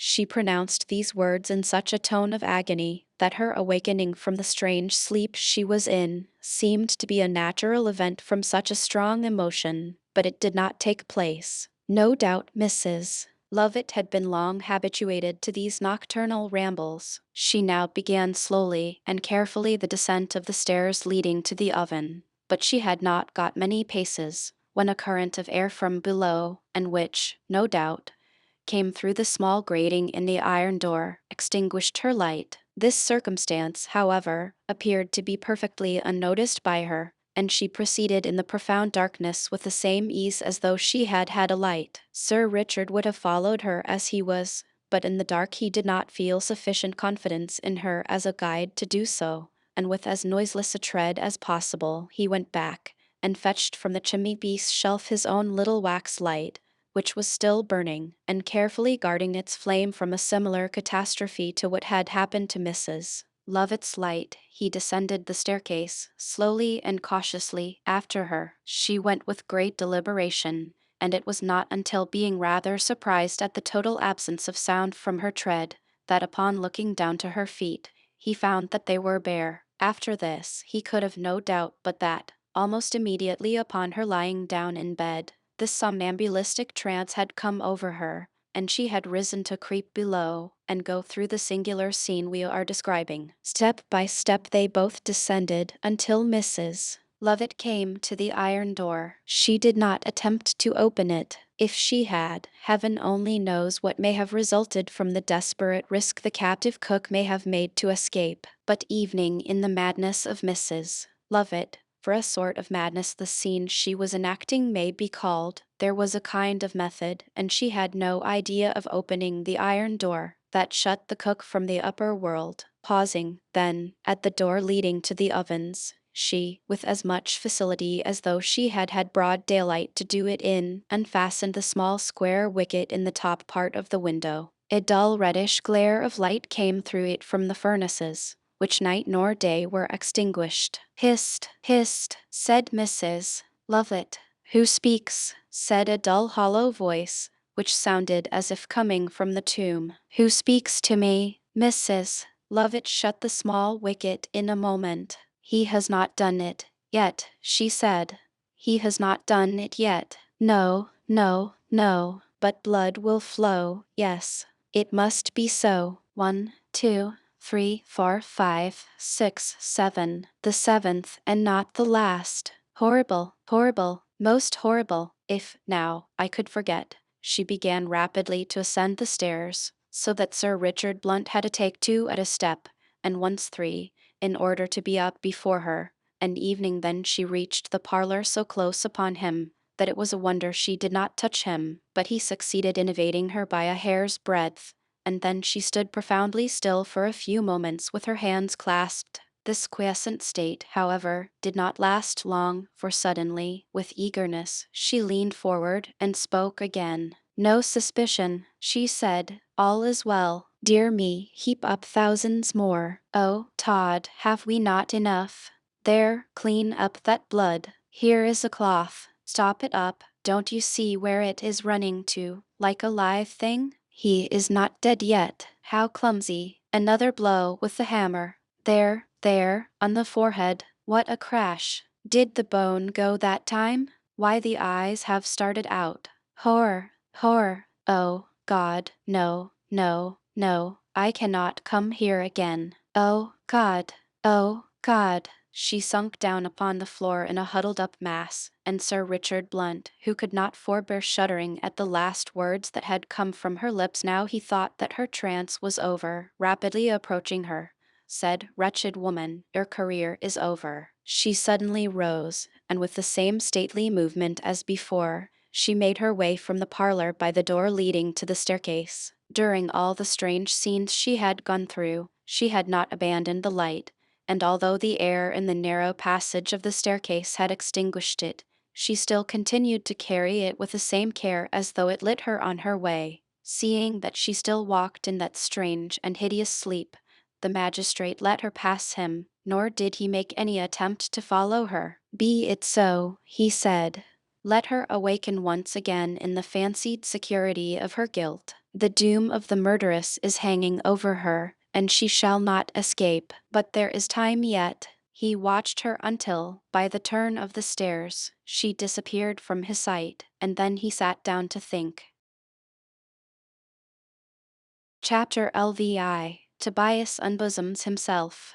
Mrs. Ragg, when she met Sweeney Todd, after he had so comfortably put out of this world of care, John Mundell, the usurer, was really upon a mission to Minna Gray, to tell her that Tobias was, to use her own expressive phraseology, never so much better. Together with this news, Mrs. Ragg, at the Colonel's suggestion, sought the company of Minna to tea upon that afternoon, and the consent of all parties whom it may concern being duly obtained to that arrangement, we will suppose Minna upon her way to Colonel Jeffreys. Timidly, and with a bashful boldness, if we may use the expression, did the fair young girl ring the area bell at the Colonel's. But he and his friend, Captain Rathbone, were both in the parlor, and saw her advance, so that she was at once welcomed into that portion of the house. The Colonel, like most gentlemen, had the happy knack of making those with whom he spoke at their ease, so that Minna in a very short time recovered her first agitation, for if she had gone 1,000 times to that house, agitated she would have been at first, and was able to discourse with all that gentle fervor and candid simplicity which belongs to such minds as hers.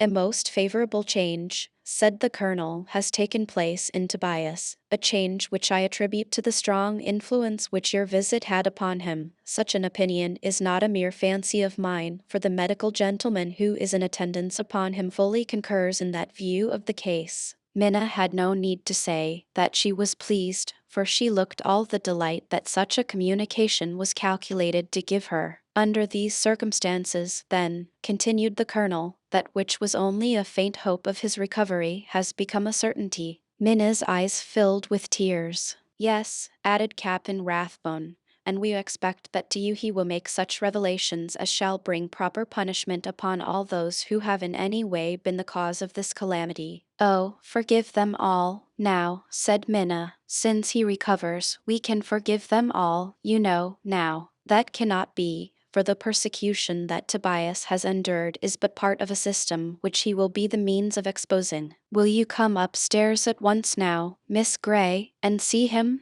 Oh, yes, yes. How her heart beat as she ascended the staircase, and how quickly she inspired and respired when she actually got to the door of Tobias's room. But then she heard the kind, although not very musical voice of Mrs. Ragg from within say, "But, my dear, you will give her time to come?" "A long time, mother," said Tobias. Ah, how well Minna knew that voice. It was the voice of Tobias as of old, the same voice, in tone perhaps only a little weakened and rendered more soft by sickness than it had been, but to her it was like the soft memory of some well-remembered tone that she had heard and wept with joy to hear in happier days. "I am here, Tobias. I am here. Minna, Minna." She entered the room radiant and beautiful as some fairy come to breathe joy by the magic of some spell. Tobias stretched out his arms towards her. She paused a moment and then with a soft and gentle movement embraced him.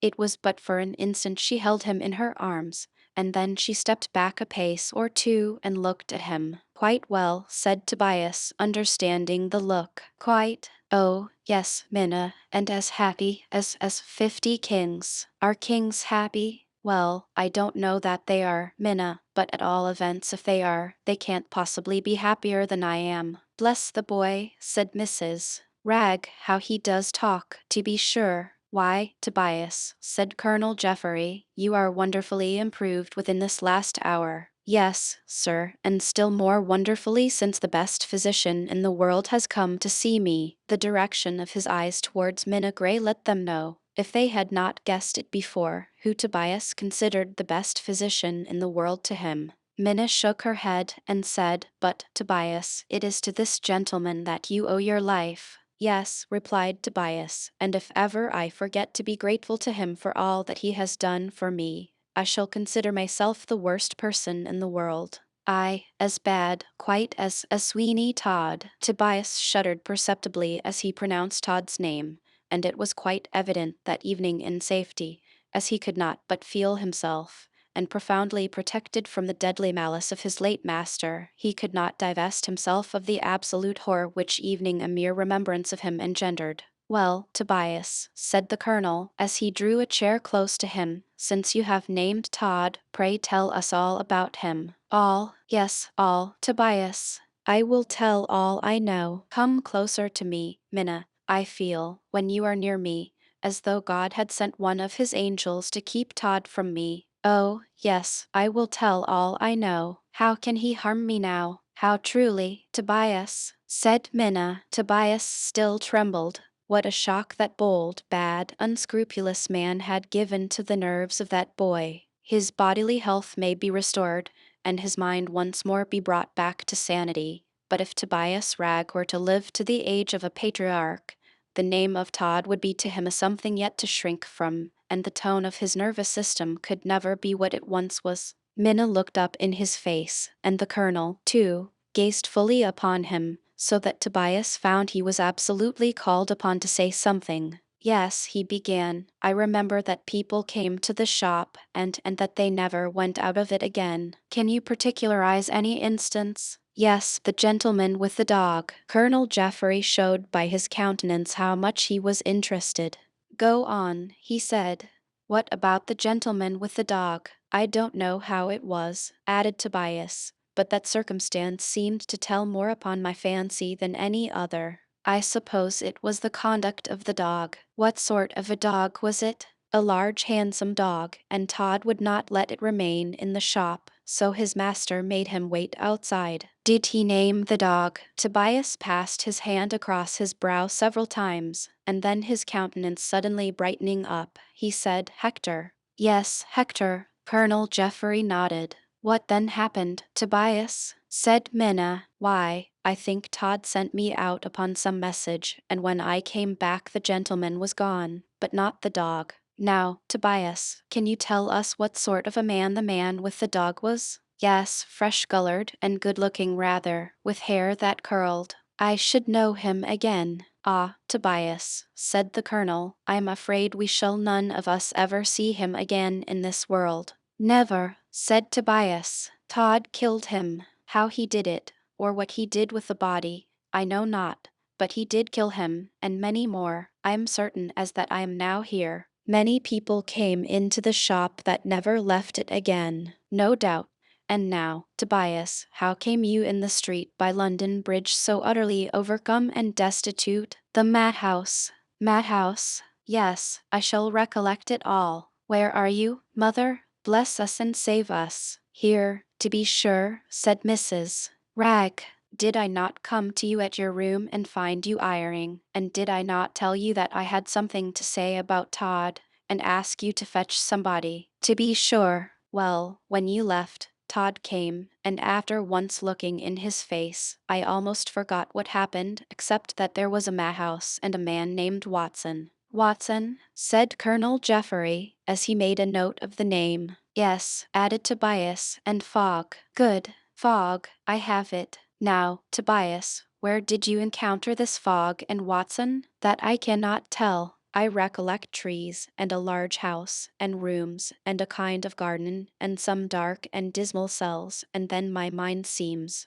when I think of all those things, like some large room full of horrors, and anything comes before me just like some dreadful dream. I recollect falling, I think, from some wall, and then running at my utmost speed until I fell, and then the next thing that I remember was hearing the voice of Minna in this house. One thing, said Captain Rathbone, is pretty certain, and that is, that this madhouse, if it were one in reality, must be in the immediate vicinity of London, or else the strength of Tobias would not have enabled him to run so far as to London from it. Mrs. Ragg, I believe Todd told you that he had placed Tobias in a madhouse, did he not? Said the colonel. Yes, sir, he did. The vagabond. Well, I am inclined to think that it was a madhouse, one of those private dens of iniquity which are, and have been for many years, a disgrace to the jurisprudence of this country. If so, then, said the captain, there will be no great difficulty in finding it with the clue that Tobias has given us respecting the names. I will not be satisfied until I have rooted out that den, said the colonel, but at present all our exertions must be directed to ascertain the fate of poor Ingestry. Every circumstance appears really to combine in favor of the opinion of Johanna Oakley, to the effect that this Thornhill and Mark Ingestry were the same. It does look marvelously probable, said the captain. Do you recollect any more, Tobias? Said Minna. Not clearly, Minna, and I am afraid that what I have recollected is not very clear, but it was the dog that made an impression upon my memory. Many things are, however, now each moment crowding to my mind, and I think that I shall soon be able to recollect much more. Not a doubt, Tobias. Do not attempt to strain your memory too far now. Things will come back to you gently and by degrees. I have no doubt of that, sir. But what, Tobias? Oh, sir, you are quite sure. Sure of what? That when I least expect it, round the curtains of my bed, or from behind some chair, or from some cupboard about twilight, I shall not see the hideous face of Sweeney Todd, and feel his eyes glancing upon me. Poor Tobias covered his eyes with both his hands as he gave almost frenzied utterance to these words, and both Colonel Jeffrey and his friend, the captain, looked on with aspects of deep commiseration. The former, after the pause of a few moments, to allow the renewed excitement of Tobias fully to subside, spoke to him in a kind but firm voice. Tobias, listen to me. Do you hear me? Yes, sir, yes. Then I have to tell you that it is impossible Sweeney Todd can now come upon you in the way you mention, or in any other way. Impossible, sir? Yes, quite. He is now watched by the officers of justice, day and night. Chapter LVI Sir Richard Blunt's adventures continued. All left Sir Richard Blunt, not in a critical situation, but in what may be called an embarrassing one, inasmuch as he could not very well make up his mind what to do next. He had heard much towards her enunciation from the lips of Mrs. Lovett, and he had possessed himself of some property, which he hoped would be authenticated as having belonged to some of Todd's victims. He had likewise found out the mode of secret communication with the ovens below, but whether or not to make any further use of that information just then was a question. While he was debating these matters in his mind, he saw that his little wax light was expiring. He accordingly produced another from his pocket and lit it, and during the process of so doing he made up his mind to risk a descent into the regions below, so far as the iron door. He at first took his light in his hand to take it with him, but a few moments' reflection decided him to go in the dark, and placing it upon a corner of the shelf, as he had done before, he opened the cupboard, at the back of which was the secret door, and soon found himself upon the little staircase. Of course, the object of Sir Richard Blunt was to make what discovery he could, without betraying the fact of his own presence, and, accordingly with such a design, hastened lightly as foot could fall, so that he was some few minutes in reaching the iron door, which he felt with his left hand, which he kept during his progress outstretched before him. The next object was to get the little wicket open without noise, for he recollected that Mrs. Lovett had made a sharp sound by the sudden withdrawal of a bolt that secured it on the side next to the staircase. By carefully feeling over the door, he at last lit upon this bolt, and then, by taking his time over it, he succeeded in drawing it back without creating the least sound. When this was done, the wicket yielded easily, for it had no other fastening than that bolt, and when it opened, which it did towards the stairs, the same dull reddish glare came through the small aperture that he had noticed when Mrs. Lovett was there, but he found what he had not noticed upon that occasion, namely, that when the wicket was removed there were iron bars farther securing the opening, so that it was quite clear it was intended to be a thing of strength. When, however, the magistrate found that there was nothing between him and the region of the ovens but this grating, he placed his ear close to it, in order to listen if any one was stirring. After a few moments he heard a deep groan. Somewhat startled at this sound, for it was certainly unexpected, he tried to pierce with his eyes the obscurity of the place, but the darkness, although not absolute, was of that puzzling character that the more he looked the more all sorts of odd images seemed to be conjured up before his eyes. He began, too, to think that the groan must have been only some accidental sound that he had mistaken, but he was quickly relieved from such an opinion by hearing it again, much more distinctly and unequivocally than it had before sounded upon his ears. There was no possibility of mistaking this groan now, but while the certainty that a groan it was came upon his ears, he became only the more puzzled to account for it, and this state of feeling in him certainly arose from the difficulty he naturally had in conceiving the possibility of any one being upon the premises, and engaged in the service of Mrs. Lovett, unless they were accomplices of that lady. The idea of the captive cook was not at all likely to cross the imagination of any one, and in her revelations upon that head, during her somnambulistic tour, Mrs. Lovett had not been sufficiently explicit to enable Sir Richard Blunt to come to a different conclusion. I will listen for it again, he thought. After a few moments more he was rewarded for his patience by not only hearing another groan, but a voice, in accents of the most woebegone character, said, "I cannot sleep. It is of no avail. Alas! Who dare sleep here? God help me, for I am past all human aid." "Who on earth can this be?" said the magistrate to himself. "It would be better for them to kill me at once," continued the voice. "Anything would be preferable to this continued horror, but I suppose they have not suited themselves yet with someone to take my place, so I am not to be sent to see my old friends. Oh, bitter, bitter fate! I would that I were dead." The captive pea-maker contemplates suicide. The captive pea-maker contemplates suicide. There was a heartiness in the pronunciation of the last word that quite convinced Sir Richard Blunt of their sincerity, but yet he thought he ought to listen to a little more before he ran the risk of falling into any trap that may be laid for him by Mrs. Lovett or her satellites, if she had any. He had not to wait long, for whoever it was that was speaking had got into a good train of groaning, and did not seem inclined to leave off for some time. "Is she a woman, or the devil in petticoats?" said the voice. "Humph," thought Sir Richard Blunt, "that would be rather a hard question to answer upon oath." "How much longer am I to bear this load of misery?" continued the voice. "No sleep, no food, but just what will sustain nature in her continued sufferings. Oh, it is most horrible. Have I been preserved from death under many adventurous and fearful circumstances, at last to die here like a rat in a hole? What on earth can be the matter with this man?" thought Sir Richard.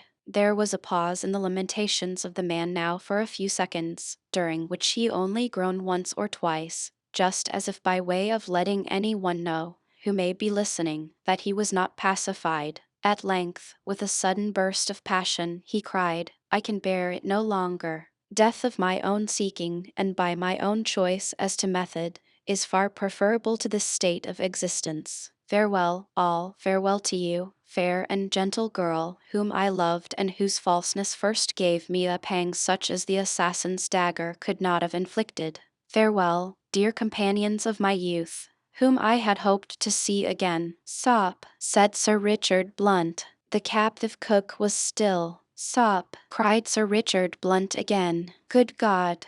Who is that?" said the voice from the region of the oven. "Your good genius, if I save you from doing anything rash. Who and what are you? Tell me all." "To be betrayed. Ah, you are some spy of Mrs. Lovett's, of course, and you only wish to draw me into conversation for my destruction. What were you going to do just now? Take my own life. Well, if you find I'm an enemy instead of a friend, as I profess to be, you can but carry out your intention." "That's true." The captive cook pronounced these two words in such a solemn tone that the magistrate was more than ever convinced of his sincerity, and that he was far more a victim of Mrs. Lovett and her associate, the barber, than an accomplice. "Speak freely," said Sir Richard. "Who and what are you?" "I am the most unhappy wretch that ever breathed.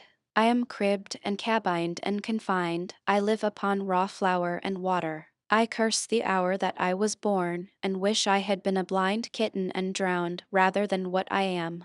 "But what do you do here?" "Make numberless pies." "Well, it's all very fine for you to say well, whoever you are, but it is anything but well with me. Where are you?" "Upon the staircase, near an iron door." "Ah, you are at the aperture through which that abominable Mrs. Lovett issues to me her commands and her threats. If you have any compassion in your nature, and the smallest desire to hear a story that will curdle your blood, you will find out the means of opening that door, and then I will climb up to it and make one effort for freedom." "My good friend, I am very much afraid it would materially derange my plans to do so." "Derange your what?" "My plans. And are any plans to be placed in competition with my life and liberty? Oh, human nature, human nature. What a difference there is in you when you are upon the right side of the door from what you are when you are upon the wrong." "My friend," said Sir Richard Blunt, "that is a very philosophical remark, and I compliment you upon it. But now answer me truly one question, and for your own sake, and for the sake of justice, I beg you to answer me truly." "What is it?"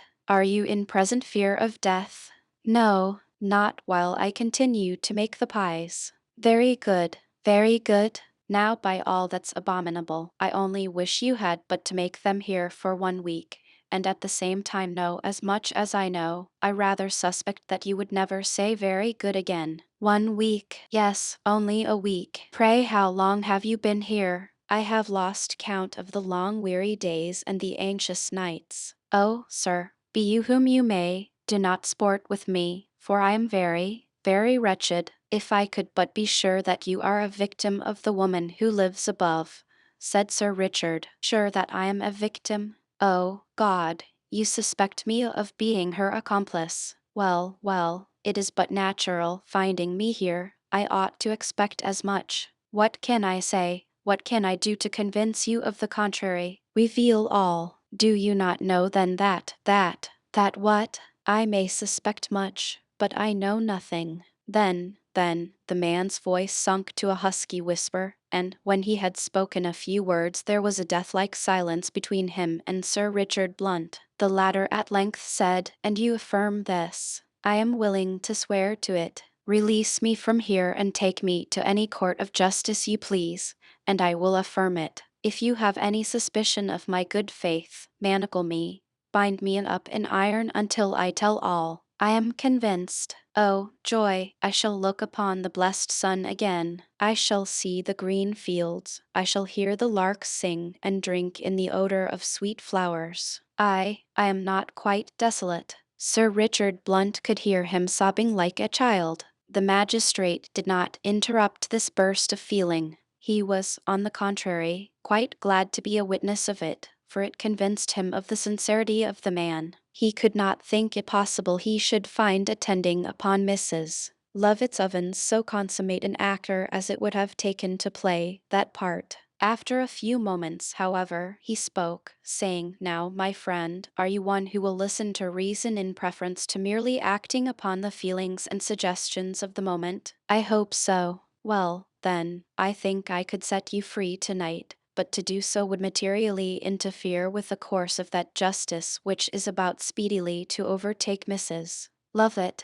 By remaining here you will keep things as they are for the present, and that, I assure you, is a great object. You say that while you continue making pies, your life is not in positive peril. I ask of you, for the sake of justice, to put up with your present position a short time longer. Liberty is sweet, it is, but you would not like such a woman as Mrs. Lovett to take the alarm and escape the consequences of her crimes." "Oh, no, no, I will remain. For how long will it be? I cannot say exactly, but the time may be counted by hours, and not one shall be lost. Have but a little patience, and I will come to you again. When next you hear my voice at the grating, it will be to give the signal of liberty. How can I thank you? Never mind that. Good night, and take care of yourself. All will be well. Good night."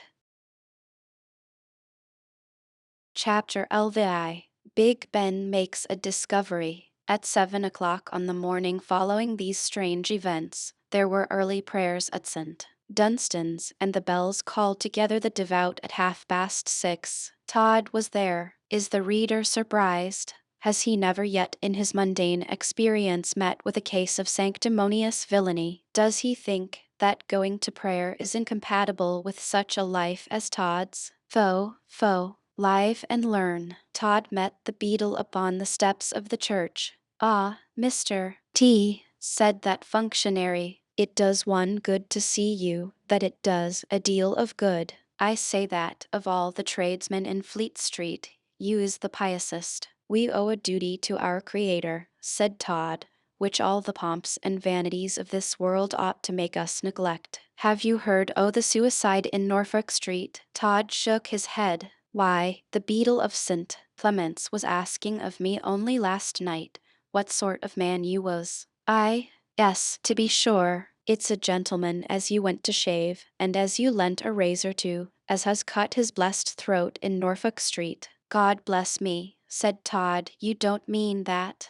Dear, we are truly here today and gone to tomorrow. How true it is that flesh is grass, and so the gentleman cut his throat with my razor, did he? Above a bit. Well, it is to be hoped that the Lord will be merciful to the little frailties of his creatures. Convulsions. Do you call that a little frailty? Todd had passed on into the body of the church, and any minute observer may have noticed that when he got there was a manifest and peculiar twitching of his nose, strongly resembling the evolutions of a certain ex-chancellor. Then, in a low tone to himself, Todd muttered, "They make a great fuss about the smell in St. Dunstan's, but I don't think it is so very bad after all." Perhaps one of Todd's notions in going to early morning prayers was to satisfy himself upon the point of the stench in the church. The morning service was very short, so that Todd got back to his shop in ample time to open it for the business of the day. He gave a glance at the window, to be quite sure that the placard announcing the want of a pious lad was there, and then, with all the calmness in the world, he set about sharpening his razors. Not many minutes elapsed before a man came in, leading by the hand a boy of about 13 years of age. "Mr. Todd," he said, "you want a lad." "Yes, you don't know me, but I am Cork, the greengrocer in the market." "Oh," said Todd, "you see this is Fred, by the first Mrs. C and the second Mrs. C thinks he'd better go out to something now. If you will take him prentice we will provide him, and he can run into our place for his meals and tell us all the gossip of the shop, which will amuse Mrs. C as she's in a delicate condition, and I have no doubt you will find him just the lad for you." "Dear, dear," said Todd, "what's the matter, Mr. T? I'm so aggravated. Is he pious?" "Decidedly." "Does he know his catechism and his belief?" "Oh, yes. Only ask him, Mr. Todd. Only ask him. Come here, my dear boy." Who was Shindrad, the great uncle of Joshua, and why did Nebuchadnezzar call him Zichaphapatezer, the cousin of Nelozabelcoxacride? "Eh?" said the boy. "Lor, what learning," said the greengrocer. "Ah, Mr. Todd, you are one too many for Fred, but he knows his catechism." "Well," said Todd, "if the boy that I have promised to think about don't suit me, I'll give you a call, Mr. Cork. But, you see, I am such a slave to my word, that if I promise to think about anything, I go on thinking until it would astonish you how I get through it." "Well, I'm sure we are very much obliged to you, Mr. Todd. Come along, Fred." "Truly," said Todd, when he was once more alone, "that would suit me certainly. A lying, gossiping boy, to be running home 3 or 4 times a day with all the news of the shop. Good, very good truly." Todd stropped away at the razors with great vehemence until he suddenly became aware that someone must be blocking up nearly the whole of the window, for a sudden darkness, like an eclipse, had stolen over the shop. We have before had occasion to remark that Todd had a kind of peephole amid the multifarious articles which blocked up his windows, so that he was enabled to look out upon the passing world when he pleased. Upon this occasion he availed himself of this mode of ascertaining who it was that had stopped the light from making its way into the shop. It was no other than our old acquaintance, Big Ben from the Tower, who was on his way to Mr. Oakley's. The heart of Ben had been sensibly touched by the distress of Johanna, and he was going to give her a word or two of comfort and encouragement, which would wholly consist of advising her to never mind. But still Ben's intention was good, however weak may be the means by which he carried it out. As for passing Todd's window without looking in, he could no more help having a good stare than he could help doing justice to a flagon of old ale if it were placed before him, and upon this occasion the little placard, announcing the want of a pious youth, fixed the whole of Ben's wonder and attraction. "A pious lad," said Ben, "though the villain." "Never mind. Easy does it, easy does it." "Curses on that fellow," muttered Todd. "What is he staring at?" "A pious lad," ejaculated Ben. "Pious, oh, though, pious." "Shaved this morning, sir," said Todd, appearing at his door with a razor in his hand. "Shaved or dressed. Polish you off surprisingly in no time, sir." "Eh? Walk in, sir, walk in. A nice comfortable shave makes a man feel quite another thing. Pray walk in, sir. I think I have had the pleasure of seeing you before." Ben cast an indignant look at Sweeney Todd, and then, as upon the spur of the moment, for Ben was rather a shrewd thinker, he could not find anything strong enough to say, he wisely held his peace and walked on. Todd looked after him with a savage scowl. "Not much plunder," he muttered, "but suitable enough in another point of view. Well, well, we shall see, we shall see." Ben continued his course towards the city, ever and soon repeating as he went, "A pious lad, a pious lad." Oh, the rascal! When he reached within a few doors of the spectacle maker's, he saw a boy with a letter in his hand looking about him, and probably seeing that Ben had a good-humored countenance, he said to him, "If you please, sir, can you tell me which is Mr. Oakley's?" Yes, to be sure. Is that letter for him? No, sir, it's for Miss Oakley. Ben laid his finger upon the side of his nose and tried to think. Miss Oakley, he said. A letter for Miss Oakley, and then, as nothing very alarming consequent upon that proposition presented itself to him, he said, Easy does it. Do you know the house, sir? Asked the boy. Yes, to be sure. Come along, boy. Yes, sir. Who's the letter from? A gentleman, sir, as is waiting at the Unicorn in Addle Street. A gentleman as is waiting at the Addle in Unicorn Street, said Ben, and then, not being able still to hit upon anything very outrageous in all that, he contented himself once more with an easy does it. The boy accompanied him to the door of Mr. Oakley's, and then Ben said to him, I'll give the letter to Miss Oakley if you like, and if you don't like, you can wait till I send her to you. Easy does it. Thank you, sir, said the boy. I'd rather give it to the young lady myself. Very good, said Ben. Rise early and hear early chimes. With this effort of proverbial lore, Ben marched into the shop, where old Oakley was, with a magnifying glass fitted to his eyes, performing some extraordinary operation upon a microscope. Ben merely said, How is you? And then passed on to the back room, having received from the old optician a slight nod by way of a return of the friendly salutation. Ben always esteemed it a stroke of good fortune when he found Johanna alone, which, in the present instance, he did. She rose to receive him, and placed one of her small hands in his, where for a moment or two it was completely hidden. All right, said Ben. Yes, as usual. No news. I saw a boy at the door with a letter from a unicorn. From a what? No, an addle. No, let me see. A unicorn, waiting with a gentleman in addle something. Easy does it. That ain't it, neither. Where is she? Guessing that it was someone with a communication from some friend to her, Johanna had glided to the door and got the letter from the boy. She came with it to the parlor at once and opened it. It was from Colonel Jeffery, and ran as follows. Dear Miss Oakley, if you will oblige me with another meeting in the Temple Gardens this evening, at or about 6, I have something to tell you, although I am afraid nothing cheering. Believe me to be your sincere friend, John Jeffery. She read it aloud to Ben, and then said, It is from the gentleman who, I told you, Ben, had interested himself so much in the fate of poor Mark. Oh, ah, said Ben. Easy does it. Tell him, if he'd like to see the beasts at the tower any time, only to ask for me. Yes, Ben. Well, my dear, I came by the Barber's, and what do you think? Johanna shook her head.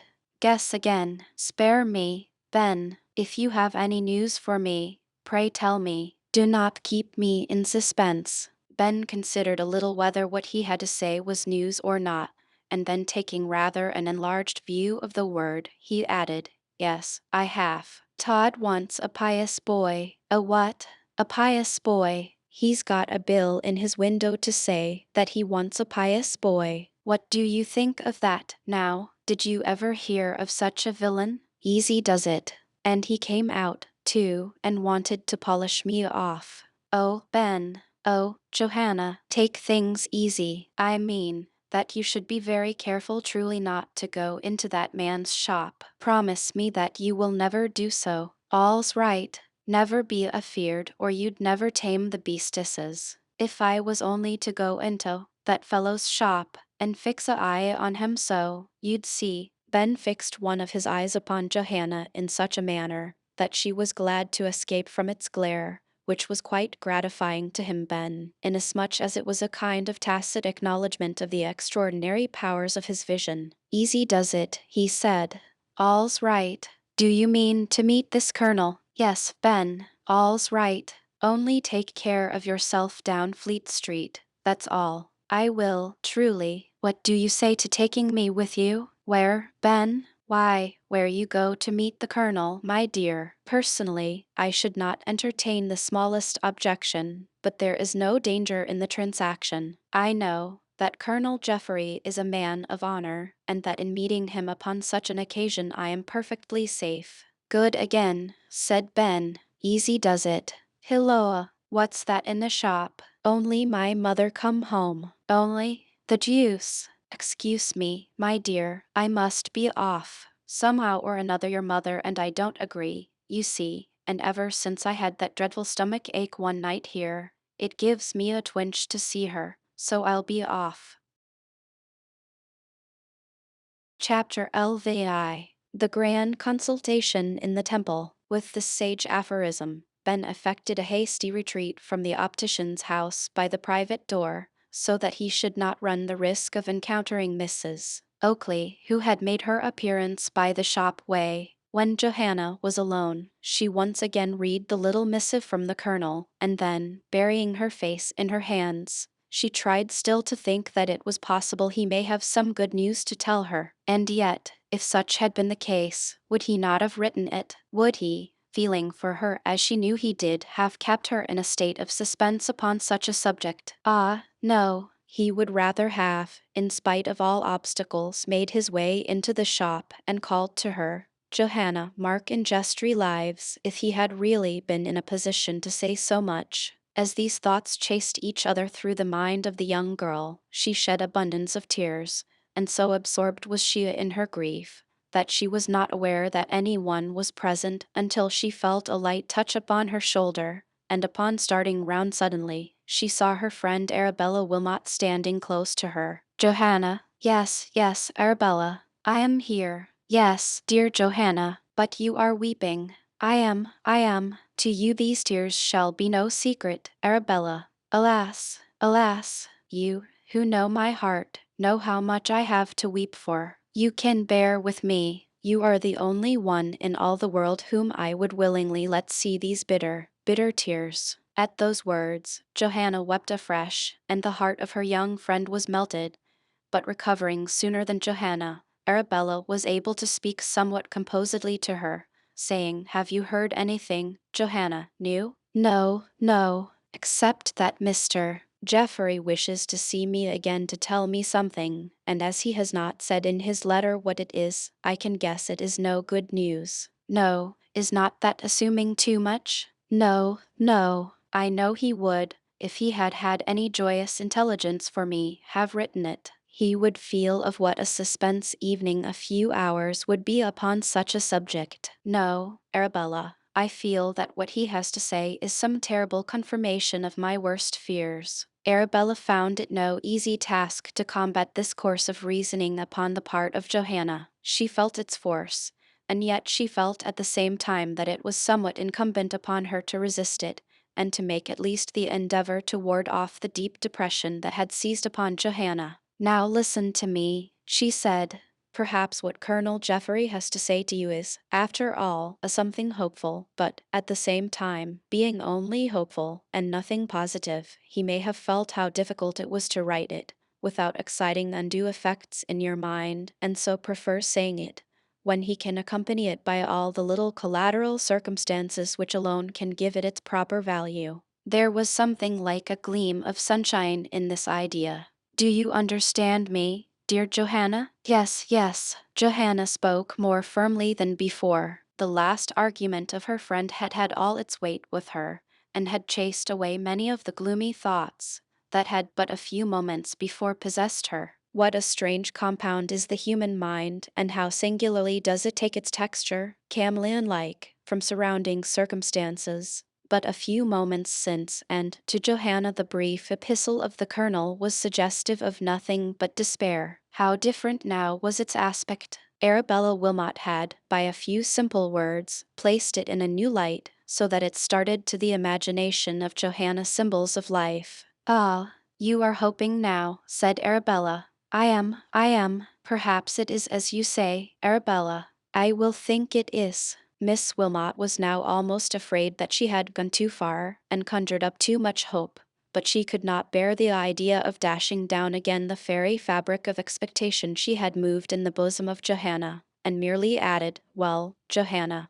since you find that the letter will, at all events, bear two interpretations, I am sure that, until you may be convinced it owns to the worst, you will be as composed as possible. I will. And now, Arabella, will you, and can you accompany me this evening to the Temple Gardens, to meet Colonel Geoffrey? Yes, Johanna, I both can and will, if such is your wish. It is, Arabella, much my wish, for I feel that if what our friend, the Colonel, has to say should not be of a hopeful character, I should never be able to repeat it to you, so as to have your opinion of it. Then we will go together. But we will not pass that dreadful man's shop. Todd's? Yes. Why not, Arabella? I feel, the moment that I leave this house, as though some irresistible fascination dragged me there, and I think I could no more pass down Fleet Street without directing my eyes to that building, which perhaps has proved fatal to poor Mark, than I could fly.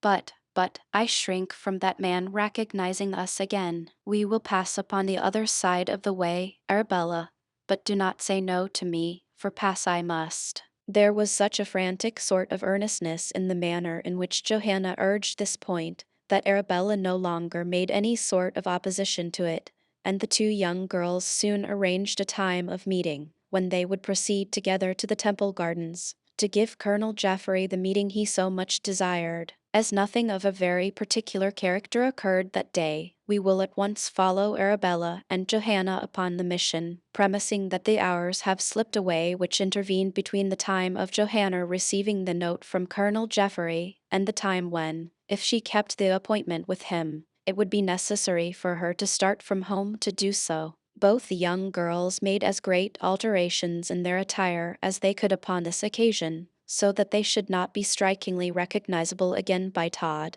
and then Arabella reminding Johanna that the bargain between them was to pass upon the other side of the way, they both set off from the old spectacle maker's. As they neared Fleet Street, the agitation of Johanna became more and more apparent, and Arabella was compelled to counsel her to calmness, lest the passers-by should notice how much she felt from some cause to them unknown. "My dear Johanna," she said, "your arm trembles in mine. Oh, pray be calm. I will.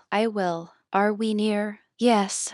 Let us cross." They reached the other side of the way from that on which Todd's shop was situated, to the great relief of Arabella, who as yet knew not of the placard that Todd had exhibited in his window, announcing the want of a pious youth. The sight of the shop, however, seemed to bring that circumstance to the mind of Johanna, and she told her young friend of it at once. "Oh, Johanna," said Arabella, "does it not seem as though—" She paused, and Johanna looked inquiringly at her, saying, "What would you say, Arabella? What would you say?" "Nothing now, Johanna, nothing now. A thought struck me, and when we return from this meeting with your friend, the Colonel, I will communicate it to you. Oh, do not look opposite. Do not." All such injunctions were thrown away upon Johanna. Look opposite she did, and as she herself had truly said, it would have been quite impossible for her to avoid the doing so, even if the greatest personal risk had been risked in the action. But Todd's shop, to look at from the other side of the way, presented no terrors.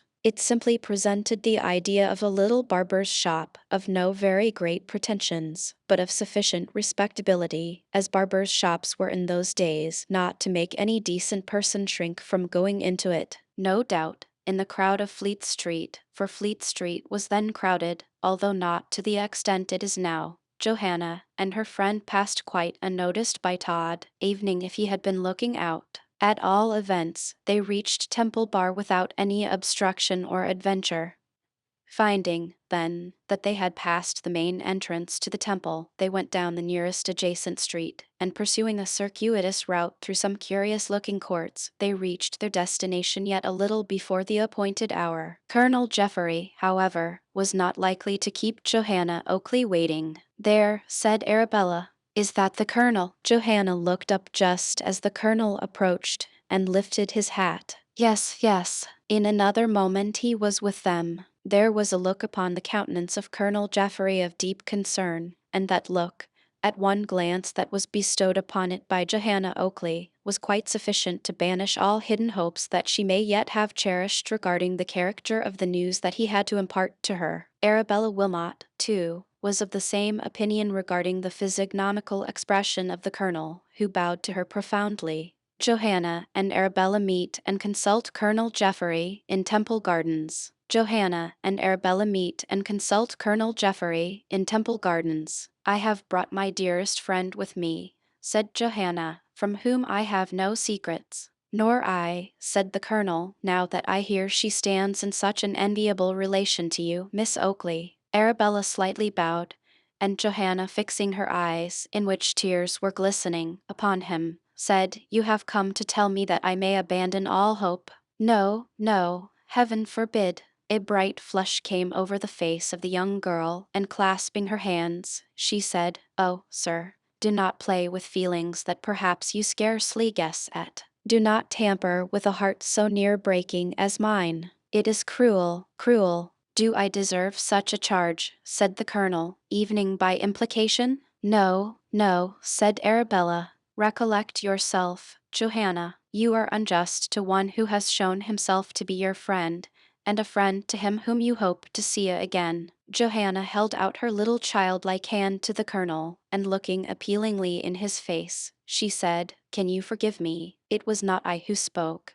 but it was the agony of my heart that fashioned itself at the moment into words my better judgment and my better feelings will not own. Can you forgive me? Can I, Miss Oakley? Oh, do not ask me. God grant that I could make you happy. I thank you, sir, deeply and truly thank you. And now, you would say, tell me my news. Yes, oh, yes. Then let us walk upon this broad path by the river, while, in the first instance, I tell you that it was only from a deep sense of duty and a feeling that I ought not, upon any consideration, to keep anything from you, that I came here today to give you some more information, and yet fresh information. You are very, very good to me, sir. No, no, do not say that, Miss Oakley. I am a friend. I am only very selfish. But, in brief, the lad who was in the barber's service at the time we think Mark in jest recalled at the shop with the string of pearls in his possession has told us all he knows upon the subject, freely. Yes, yes, and he knows very little, but that little just amounts to this, that such a person did come to the shop, and that he is quite clear that he never left it. Quite clear that he never left it, repeated Johanna, that he never left it. Quite clear that. She burst into tears and clung to Arabella Wilmot for support. The colonel looked inexpressibly distressed, but he did not speak. He felt that any commonplace topics of consolation would have been an insult, and he had seen enough of human feelings to know that such bursts of passionate grief cannot be stemmed, but must of their course, and that such tears will flow like irresistible torrents into the ocean of eternity. Arabella was greatly distressed. She had not expected that Johanna would have given way in such a manner, and she looked at Colonel Jeffrey as though she would have said, Is it possible that you can say nothing to calm this grief? He shook his head, but made no reply in words. In a few moments, however, Johanna was wonderfully recovered. She was able to speak more composedly than she had done since the commencement of the interview. Tell me all, now, she said. I can bear to hear it all. You know all, Miss Oakley, the poor boy, in whose fate I have felt sufficiently interested to take him into my care, says that such a man as Thornhill did come to his master's shop, that he the boy was sent out upon some trivial errand merely to get him out of the way, and that, pending his return, the visitor disappeared. He deposes to the fact of the dog watching the door. The dog, yes, Thornhill, it seems, had a faithful dog with him. Ah, Arabella, we must have seen that dog. Has not the creature, then, fallen a victim to Todd's malevolence? We think not, sir, said Arabella.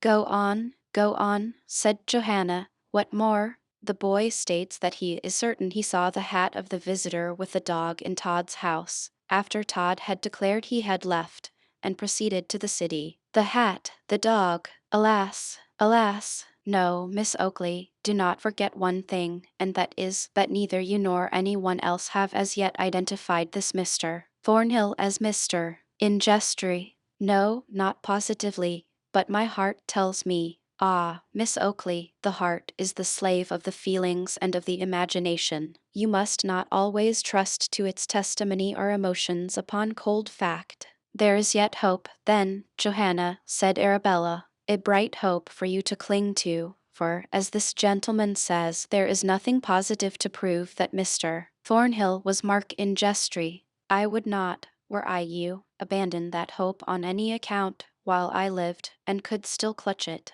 Would it not be a great thing, sir, if any papers or documents which this Thornhill may have had about him could be recovered? It would truly. Arabella at first seemed upon the point of saying something contingent upon this remark of the colonel's, or rather this acquiescence of his in her remark, but she thought better of it, and was silent, upon which Johanna spoke, saying, "And that is really all, sir." "It is, Miss Oakley, but will nothing be done? Will no steps be taken to bring this man, Todd, to justice?" "Yes, everything will be done, and truly, anything that can be done consistently with sound policy is actually now. Sir Richard Blunt, one of the most acute, active, and personally daring of the magistrates of London, has the affair in hand, and you may be quite assured that he will pursue it with zeal." "And what is he doing?" "Collecting such evidence against Todd that at a moment the law will be enabled to come upon him with a certainty that by no ingenious quibble can he escape." Johanna shuddered.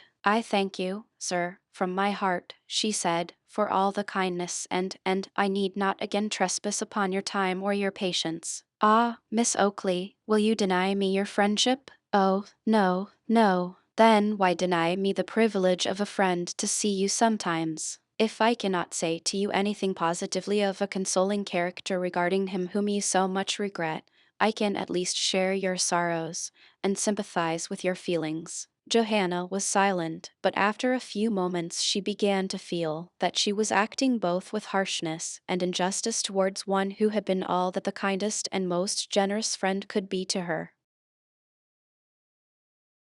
Chapter 6: The Proposal of Arabella. "Johanna," said Arabella Wilmot, as they passed out of the temple by the old gate at Whitefriars, "Johanna, if there had been no Mark in Jestry in the world, could you not have loved someone else truly?" "No, no, oh, no, not such a one as Colonel Jeffrey. No, Arabella, I respect and admire Colonel Jeffrey. He comes fully up to all my notions of what a gentleman should be, but I cannot love him." Arabella sighed. The two young girls passed Todd's shop upon the other side of the way, and Johanna shuddered as she did so, and repeated in a low voice, "He went there, but he never left." "No, but you should remember that was Thornhill." "Yes, Thornhill, alias in Jestry. You will cling to that idea." "I cannot help it, Arabella. Oh, that I could solve the dreadful doubt. You speak to me of finding consolation and hope from the possibility that this Thornhill may not have been in Jestry,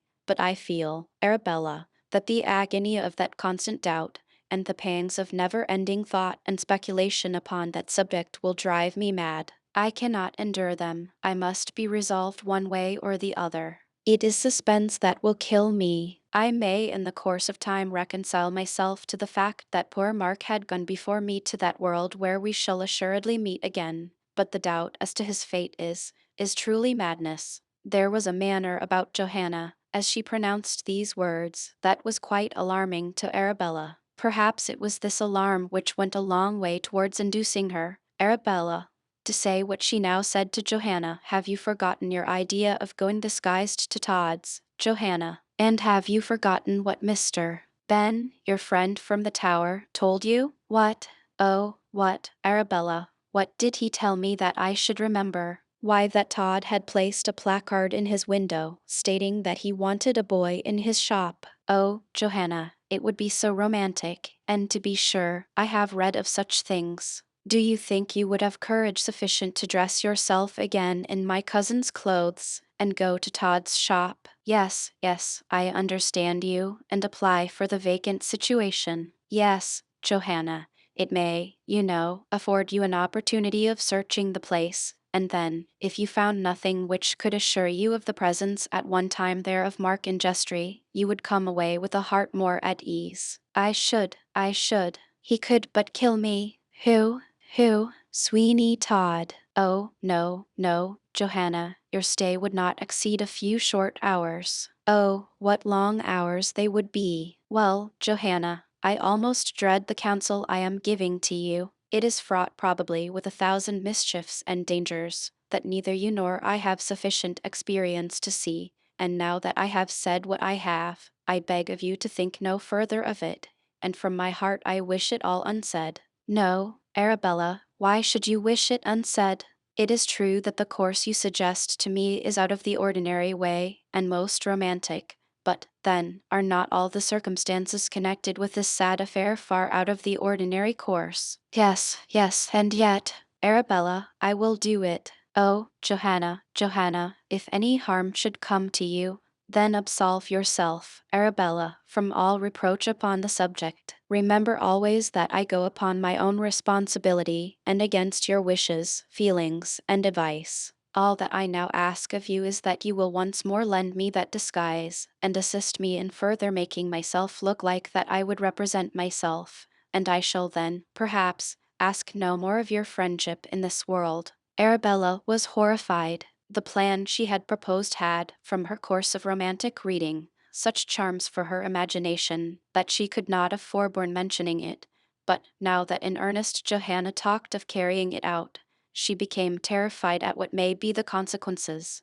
In the open streets she was afraid of making a scene by any further opposition to Johanna, whose feelings, she saw, were in a great state of excitement, but she hoped that she would be able yet to dissuade her from her purpose when she got her home. Say no more now of it, Johanna, and come home with me, when we will talk it over more at large. I am resolved, said Johanna. The very resolution to do something bold and definite has given me already a world of ease. I am different quite in feeling to what I was. I am sure that God is, evening now, giving me strength and calmness to do this much for him who would have risked anything for me. To reason with any one impressed with such notions would have been folly truly, and Arabella forbore doing so at that juncture. She could not but be amazed, however, at the firmness of manner of Johanna now, in comparison with the frantic burst of grief which she had so recently been indulging in. Her step was firm, her lips were compressed, and her countenance, although more than usually pale, was expressive in every feature of highly wrought determination. She will do it or die, thought Arabella, and if anything happens to her, I shall wish myself dead likewise. In this state of feeling, not a very amiable one, the two young girls reached the abode of Arabella Wilmot. The strongly marked feeling of composure and determination by no means left Johanna, but, if anything, seemed to be rather upon the increase, while occasionally she would mutter to herself, "Yes, yes, I will know all, I will know the worst." When they were alone in the little chamber of Arabella, that little chamber which had witnessed so many of the mutual confidences of those two young girls, Arabella at once began to say something that may provoke a discussion about the propriety of the hazardous expedition to Todd's, but Johanna stopped her by saying as she laid her hands gently upon her arm, "Arabella, will you do me 2 favors? 100, but, no, hear me out, dear friend, before you say another word. The first of those favors is that you will not, by word or look, try to dissuade me from my purpose of going in disguise to Todd's. The second is that you will keep my secret when I do go. Oh, Johanna, Johanna, promise me." "Yes, I do, I do. I am satisfied. And now, my own dear Arabella, let me tell you that I do not think that there is any such danger as you suppose in the expedition. In the first place, I do not think Todd will easily discover me to be aught else than what I pretend to be, and if I should see that I am in any danger, Fleet Street, with all its living population, is close at hand, and such a cry for aid as I, being, as I am, forearmed by being forewarned, could raise, would soon bring me many defenders." Arabella sobbed. "And then, after all, I only want to stay until, by one absence of Todd's from the house, I shall be able to make a search for some memorial of the visit of Mark and Jestry there. If I find it not, I return to you at once better satisfied, and with better hopes than I went forth. If I do find it, I will call upon the tardy law for justice. Johanna, Johanna, you are not the same creature that you were. I know it. I am changed. I feel that I am." Arabella looked at the sweet childish beauty of the face before her, and her eyes filled with tears again at the thought that something near akin to despair had implanted upon it that look of unnatural calmness and determination it wore. "You doubt me?" said Johanna. "Oh, no, no. I feel now that you will do it, and feeling that, I likewise feel that I ought not to drive you to seek assistance from another in your enterprise, but something must be arranged between us. In what respect? Such as, if I should not hear of you within a certain time, you would feel bound to find me some help. Be it so, Arabella. If I do not come to you or send to you before the midnight of tomorrow, do what you will, and I shall not think that you have committed any breach of faith. I am content, Johanna, to abide by those conditions, and now I will say nothing to you to bend you from your purpose, but I will pray to heaven that you may become successful, not in finding any record of Mark and Jestry, but in procuring peace to your mind by the utter absence of such record. I will go now. No, no, Johanna. Bethink you what pain your unexplained absence would give to your father. Something must be said or done to make him feel at ease during the, perhaps, many hours that you will be absent. It is well thought of, Arabella. Oh, how selfish we become when overwhelmed by our own strange emotions. I had forgotten that I had a father. It was now agreed between the two young girls that Johanna should go home, and that Arabella Wilmot should call for her, and ask Mr. Oakley's permission for her Johanna to come to her upon a visit for 2 days. Chapter 60. Todd finds a boy, temporary insanity, and a dividend of 1 shilling upon the razor. Such was the enlightened verdict of 12 sapient shopkeepers in the Strand upon John Mundell. Peace to his manes. He is gone, where there are no discounts, no usury laws, no unredeemed pledges, and no strings of pearls. Good day to you, John Mundell. Ha, ha, ha, laughed Sweeney Todd. That affair is settled in an uncommonly satisfactory manner. What an odd thing it is, though, that nobody now comes into my shop, but somebody else, upon some shuffling excuse or another, comes in within 2 minutes afterwards.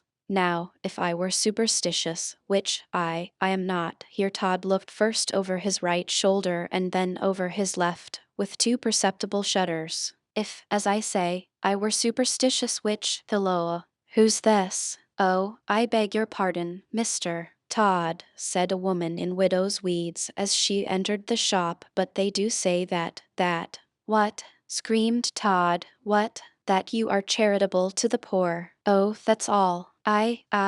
That's all. Very good. I am charitable to the poor. Very, very charitable to the poor. What may your business be, madam? You don't know me, Mr. Todd, I dare say, but my name is Slick. Slick? No, madam, I have not the pleasure of knowing you.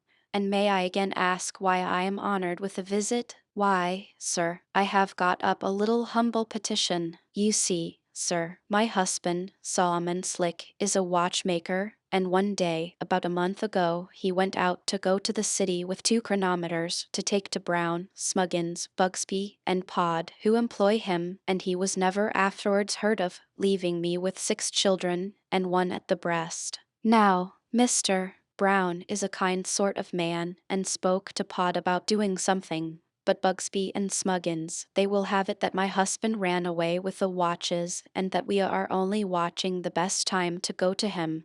But my aunt, Mrs. Longfinch, in Bedfordshire, will do something for us if we go there, so I am trying to get up £1 or 2 to take me and the little ones. Todd made a chuckling noise, like a hen in a farmyard, and looked the picture of compassionate commiseration. Dear, what a shocking thing. It is truly, sir. And have you no idea of what has become of him, madam? Not in the least, sir, not in the least. But I said to myself, I dare say Mr. Todd will be so good as to assist us in our necessities. Certainly, madam, certainly. Do you know what is the most nourishing thing you can give to your children? Alas, sir, the poor things, since their poor father went, have had little choice of one thing or another. It was he who supported them. But what is it, sir? Mrs. Lovett's pies. Ah, sir, they had 1 apiece, poor things, the very day after poor Solomon Slick disappeared. A compassionate neighbor brought them, and all the while they ate them, they thought of their father that was gone. Very natural, that, said Todd.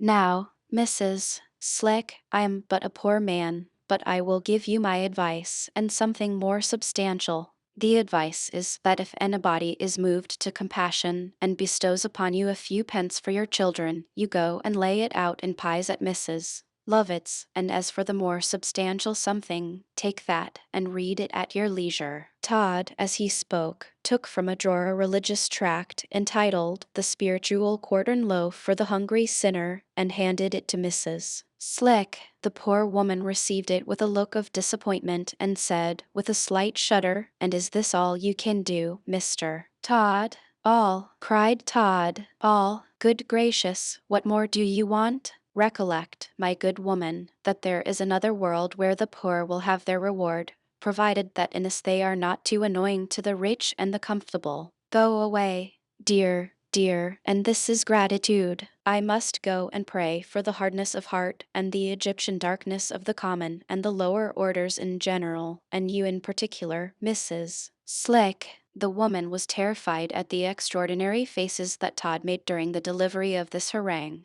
and hastily left the shop, having dropped the spiritual quartern loaf for hungry sinners in the doorway. "Ha, ha," said Todd when she was gone. "They thought of their father, did they, while they ate Lovett's pies? Ha, ha."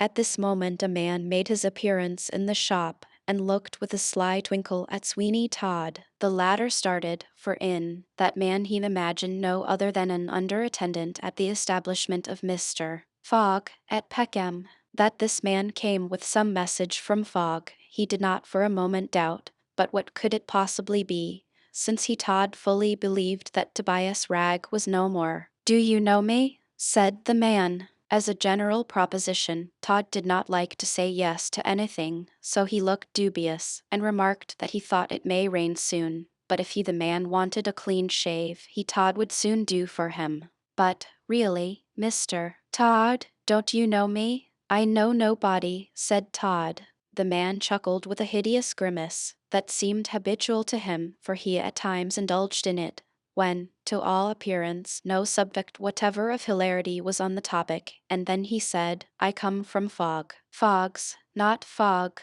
The man did not at first seem to understand this nice distinction that Todd drew between coming from Fogg's establishment and coming from Fogg himself, but after knitting his brows and considering a little, he said, "Oh, I see. No, I don't come from Fogg. Confound him, he don't use me well, so I thought I'd come to tell you." The shop door opened, and a stout burly-looking man made his appearance. Todd turned upon him, with a face livid with passion, as he said, "Well, sir, what now?" "Eh?" said the stout burly man. "Ain't this a barber's shop?" "To be sure it is, and, once for all, do you want to be shaved, or do you not?" "Why, what else could I come in for?" "I don't know. But you have been here more than once, more than twice, more than thrice, and yet you have never been shaved yet." "Well, that is a good one." "A good what?" "Mistake, for I have only just come to London today, but I'll wait while you shave this gentleman."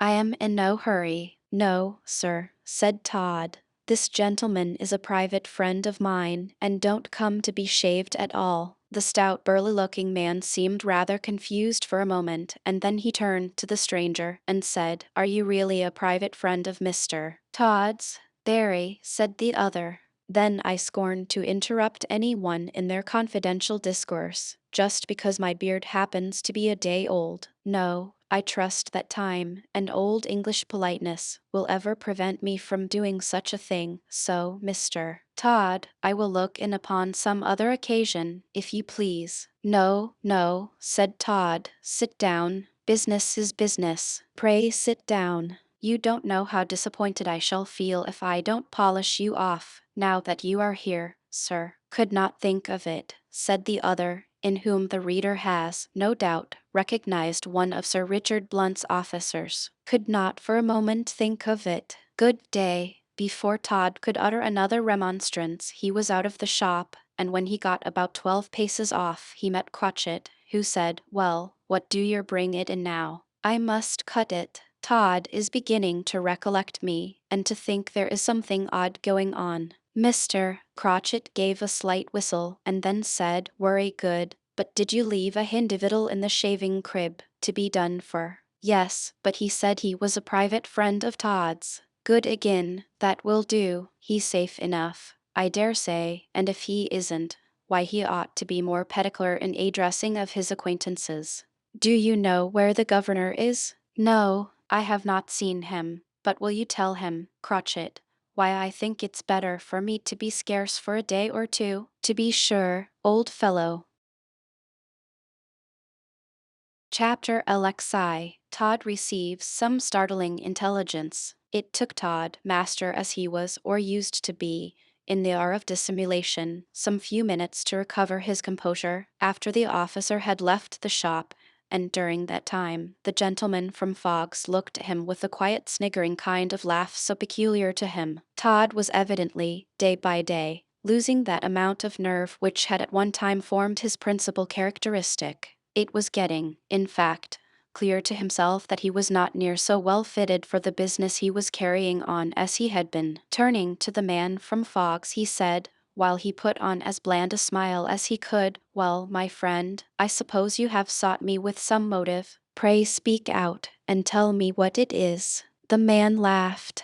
"I have had a row with Fogg," he said, "and we parted in anger. I told him I would split upon the den, but he is a deep one, and he only coughed. Fogg, though, somehow don't laugh as he used. However, as well as he could laugh, he did, and says he, 'Peter, my lad,' says he, 'if you do split upon the old den, I'll get you transported as safe as you think yourself.' Well, well, I didn't like that." "Then you are probably," said Todd in a bland manner, "you are probably aware that you may be obnoxious to the law." "A few," said the fellow. "And what followed?" "Why, Peter," added Fogg, "you may leave me if you like, and once a month there will be a couple of guineas here for you. There's the door. So away, I insist, and it has struck me that if Fogg gives me a couple of shiners a month to hold my tongue, other gentlemen may do as much, and through one and another I may pick up a crust and something to moisten it with."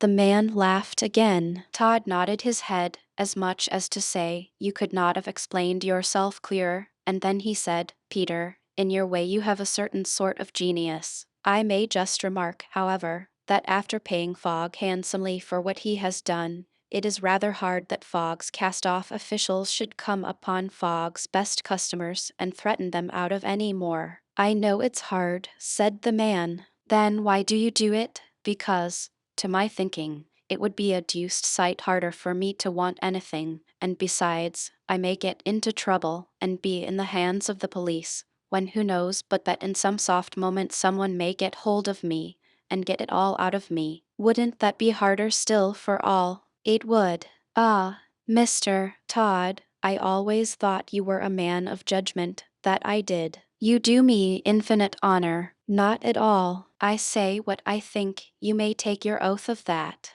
But when I saw you come about that last boy, I said to myself, Mr. Todd is carrying on some nice game, but what it is I don't know. Howsomedever, he is a man with something more than would go into a small teaspoon hereabouts. Mr. Peter tapped his forehead with his finger as he spoke, to intimate that he alluded to the intellectual capacity of Todd. "You are very obliging," said Todd. "Not at all, not at all. How much will you stand, now? I suppose, if I say the same as Mr. Fogg, you will be satisfied, Mr. Peter. Times are very bad, you know." Peter laughed again. "No, no, Mr. Todd. Times are not very bad, but I do think what you say is very fair, and that if you stand the same as Fogg, I ought not to say one word against it." "How charming it is," said Todd, casting his eyes up to the ceiling, as though communing with himself or some higher intelligence supposed to be in that direction. "How charming it is to feel that you are at any time transacting business with one who is so very obliging and so very reasonable." Somehow Peter winced a little before the look of Todd. The barber had come into his proposal a little too readily. It almost looked as though he saw his way too clearly out of it again. If he had declaimed loudly and made a great fuss about the matter, Mr. Peter would have been better pleased, but as it was he felt, he scarcely knew why, wonderfully fidgety. That boy, he said, to change the conversation. That boy used to say some odd things of you, Mr. Todd. Insanity, said Todd, is a great calamity. Oh, very. And so clouds the faculties, that the poor boy no doubt said things of me, his best friend, that, if he had been restored to reason, he would have heard spoken of with a smile of incredulity. Ha! Ha! By the by, ha! Ha! Well, sir, said Todd, who did not in the smallest degree join in the odd laugh of Peter. Well, sir, I was merely going to say, have you, by any chance, heard anything more of him? Todd walked close to Peter, and placed his two brawny hands upon his shoulders, as he slowly repeated, have I by any chance heard anything more of him? What do you mean? Speak out, or by all that's powerful, this is the last moment of your existence. Speak out, I say. Murder, fool, be more explicit, and you are safe. Be open and candid with me, and not a hair of your head shall suffer injury. What do you mean by asking me if I have heard anything more of him? Don't throttle me. Speak. I can't while you hold me so tight. I can hardly breathe. Todd took his hands off him, and crossing his arms over his breast, he said in tones of most unnatural calmness, now speak. Well, Mr. Todd, you only what? Asked you naturally enough, if you had heard anything of the boy Tobias Ragg, you know, since he ran away from Fogg's. That's all. Since he what? Ran away from Fogg's one night. Then he is not dead? The villain Fogg sent word to me that he was dead. Did he though? Well, I never. That was so like Fogg. Only to think now. Lord bless you, Mr. Todd, he made his escape and ran away, and we never heard anything more of him from that time to this. The idea now of Fogg telling you he was dead. Well, I did wonder at your taking the thing so easy, and never coming down to inquire about it. Not dead? Not dead? Not as I know on. Curses. Ah, that will do you good, Mr. Todd. Whenever I am put out, I set to swearing like a good one, and that's the way I come round again. Don't mind me. You swear as long as you like. It was a shame for Fogg not to tell you he had bolted, but I suppose he thought he'd take his chance. The villain. Worser, Nora Willane, said Peter, who knows now what mischief may be done all through that boy. Why, he may be now being gammoned by the police and a parson to tell all he knows. Oh dear, Todd sunk upon a chair, not the shaving one, and resting his hand upon his head, he uttered a sepulchral groan. Peter shook himself. You don't seem well, Mr. Todd. I didn't think you was the sort of man to be down on your blessed luck in this sort of way. Cheer up. What's the use of grieving? As the old song says. Todd groaned again. And if so be it as the kid, continued Peter, did run away, my opinion is as he'd seen enough and felt enough, while he was at Fogg's, to make him as mad as a March hare. There was hope in that suggestion, and Todd looked up. You really think, then, Mr. Peter, that his intellects, his what? His mind, I mean, has not withstood the shock of what he went through while he was in Fogg's establishment? How could it? Once or twice things very near infected me, and how should he stand up again But arter all, Mr. Fogg, what was it all about? That's what used to bother me. Was there anything in what he said, or wasn't there? My good fellow, said Todd, I have only one question to ask you.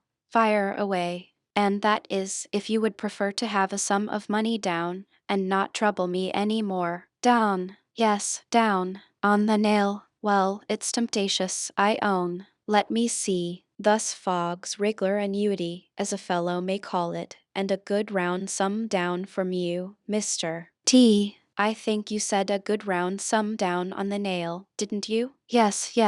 Any sum in reason. Done, then. I'll do it. Honor bright and shining. Mr. T. When I says a thing, it's said, and no mistake, and if I takes something down, you won't hear no more of me, whatever you may think, Mr. T. I ain't one of them fellows as will spend their tin and then come asking for more, not I. Oh, dear no, only give me what's reasonable down, and the thing's settled. Very good, said Todd, in a voice which was calm and composed. Just step this way, into the back parlor, and I'll satisfy you. Chapter LZI. Todd clears off circumstances. The arrangement come to between Todd and his visitors seemed to give equal satisfaction to both, and Mr. Peter, if he had what the phrenologists call an organ of caution at all developed, must have had acquisitiveness so large as completely to overpower its action at the present time. The idea of getting from Todd's fears a sum of money at once, and from Fogg's fears a regular small annuity, was to him a most felicitous combination of circumstances, and his reflections upon the pleasant consequences resulting therefrom had such full possession of him, that his scruples vanished, and as he followed Todd into the back parlor from the shop, he muttered to himself, I'll try and get enough out of him to open a public house. Todd heard the wish, and turning quickly with what he intended should be an engaging smile, he said, and why not, Peter, and why not? Nothing would give me more sincere gratification than seeing you in a public house, for although a man may be a publican, he need not be a sinner, you know. I say he need not be a sinner, and there would be nothing in the world,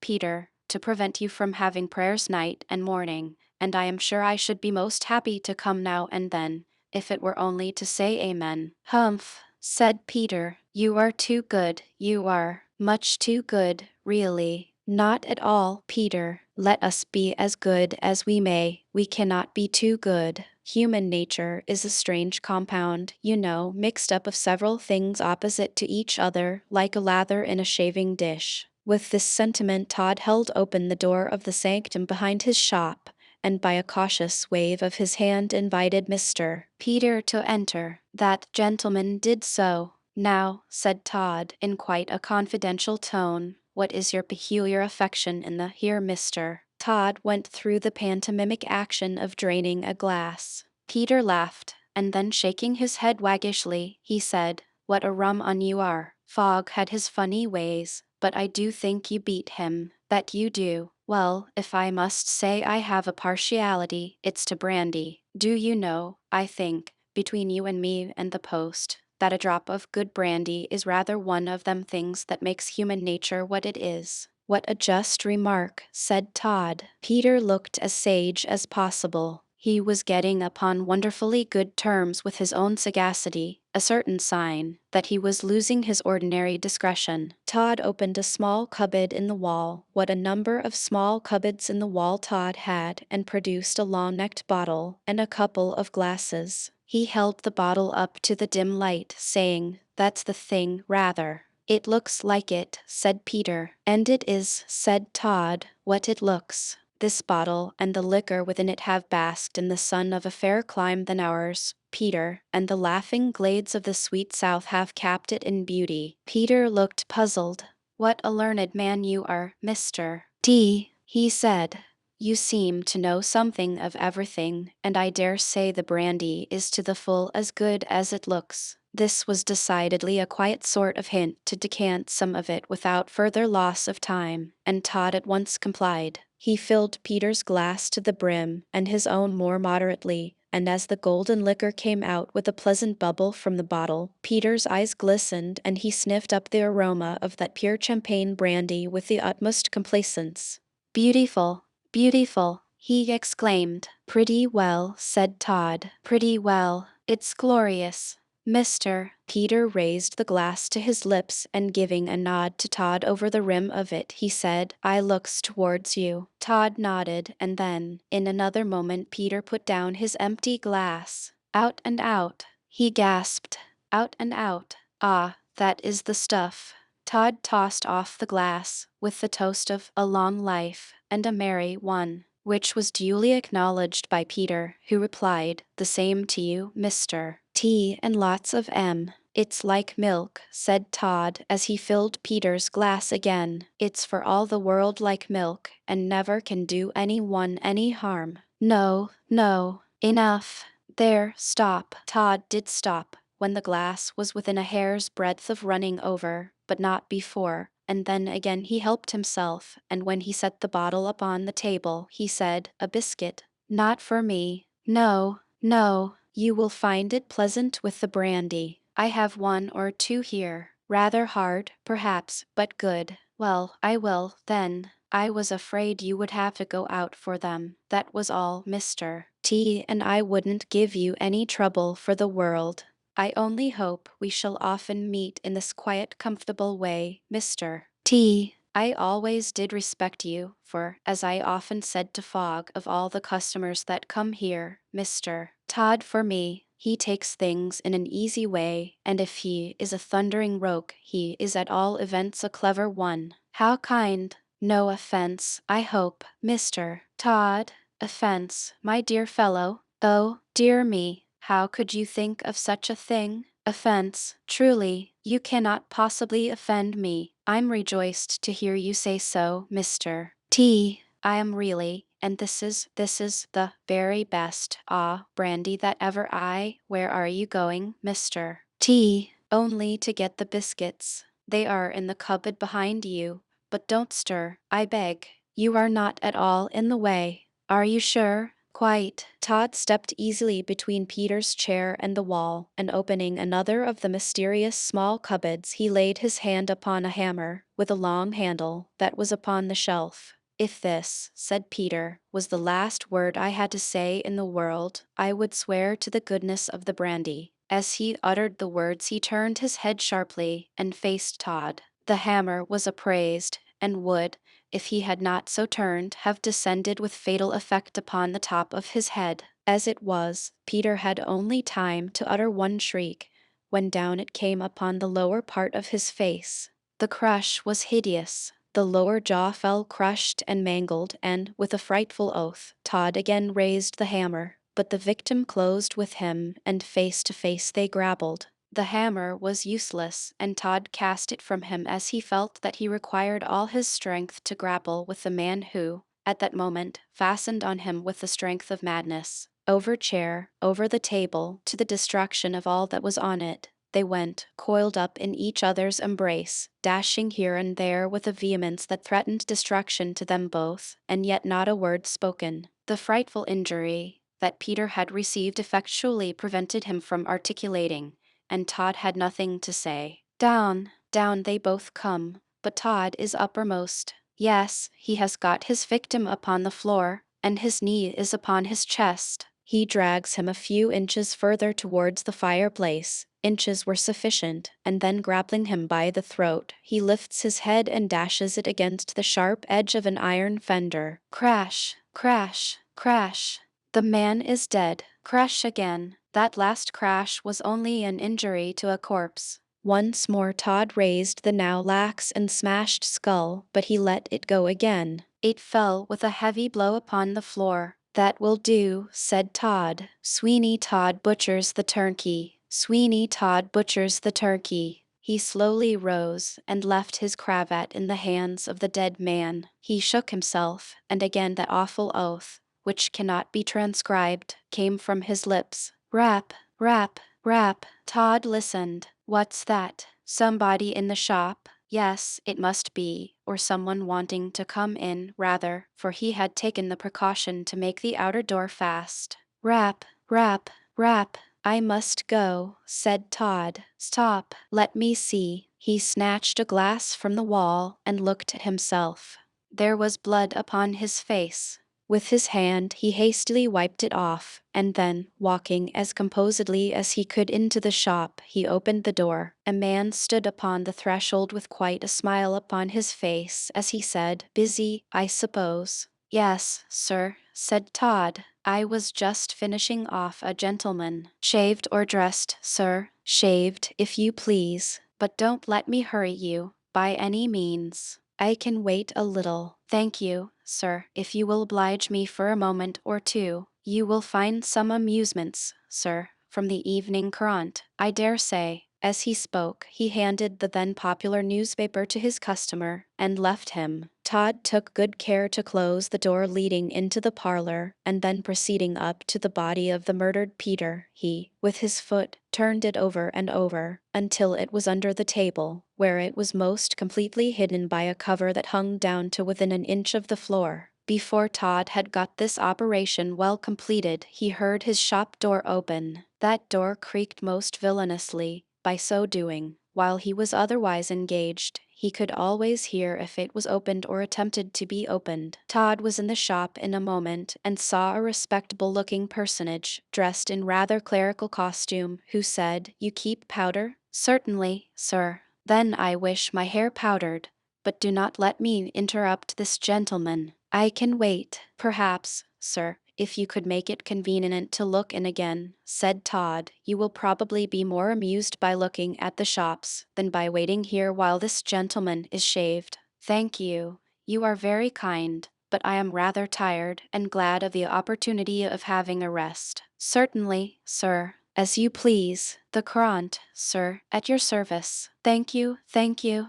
The clerical-looking old gentleman sat down to read the Courant, while Todd commenced the operation of shaving his first customer. When that operation was half completed, he said, "They report, sir, that St. Dunstan's is giving way." "Giving way," said the clerical-looking gentleman. "How do you mean about giving way?" "Why, sir," said Todd, with an air quite of reverential respect, "they say that the old church has a leaning towards Temple Bar, and that, if you stand at the opposite side of the way, you may just see it." "I can't, but they do say so." "Bless me," said the clerical-looking gentleman. "That is a very sad thing truly, and nobody can be more sorry than I am to hear such a tale of the old church." "Well, sir, it may not be true. I hope not. Truly, nothing would give me greater pain than to be assured it was true. The stench in the body of the church that so much has been said about in the parish is nothing to what you say, for who ought to put his nose into competition with his eternal welfare?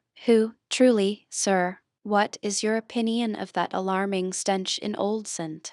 Dunstan's? I am quite at a loss to make it out. And so am I, sir, so am I. But begging your pardon, sir, if I am not making too free, I thought, as you were probably a clergyman, sir, you may have heard something more about it than we common folks." "No, no, not a word. But what you say of the church having a leaning to Temple Bar is grievous. Well, sir, if you were to go and look, you may find out that it was no such thing, and by the time you return I shall have completely finished off this gentleman." "No, no. I make no sort of doubt in the world but that you would by that time have finished off the gentleman. But as for my going to look at the old church with any idea that it had a leaning to anything but itself, I can only say that my feelings as a man and a member of the glorious establishment will not permit me. But, my dear sir, you may satisfy yourself that such was really not the case." "No, no. Imagination would make me think that the church had a leaning in all sorts of directions, until at last fancy may cheat me into a belief that it actually tottered." The clerical-looking gentleman pronounced these words with so much feeling that the person who was being shaved nearly got cut by twisting his head round in order to see him. "True, sir," said Todd. Very true truly, and very just. Imagination does truly play strange freaks with us at times, I well know." The horrible face that Todd made as he spoke ought to have opened the eyes of anyone to the fact that he was saying anything but what he thought, but no one saw it. When he pleased, Todd generally took care to keep his faces to himself.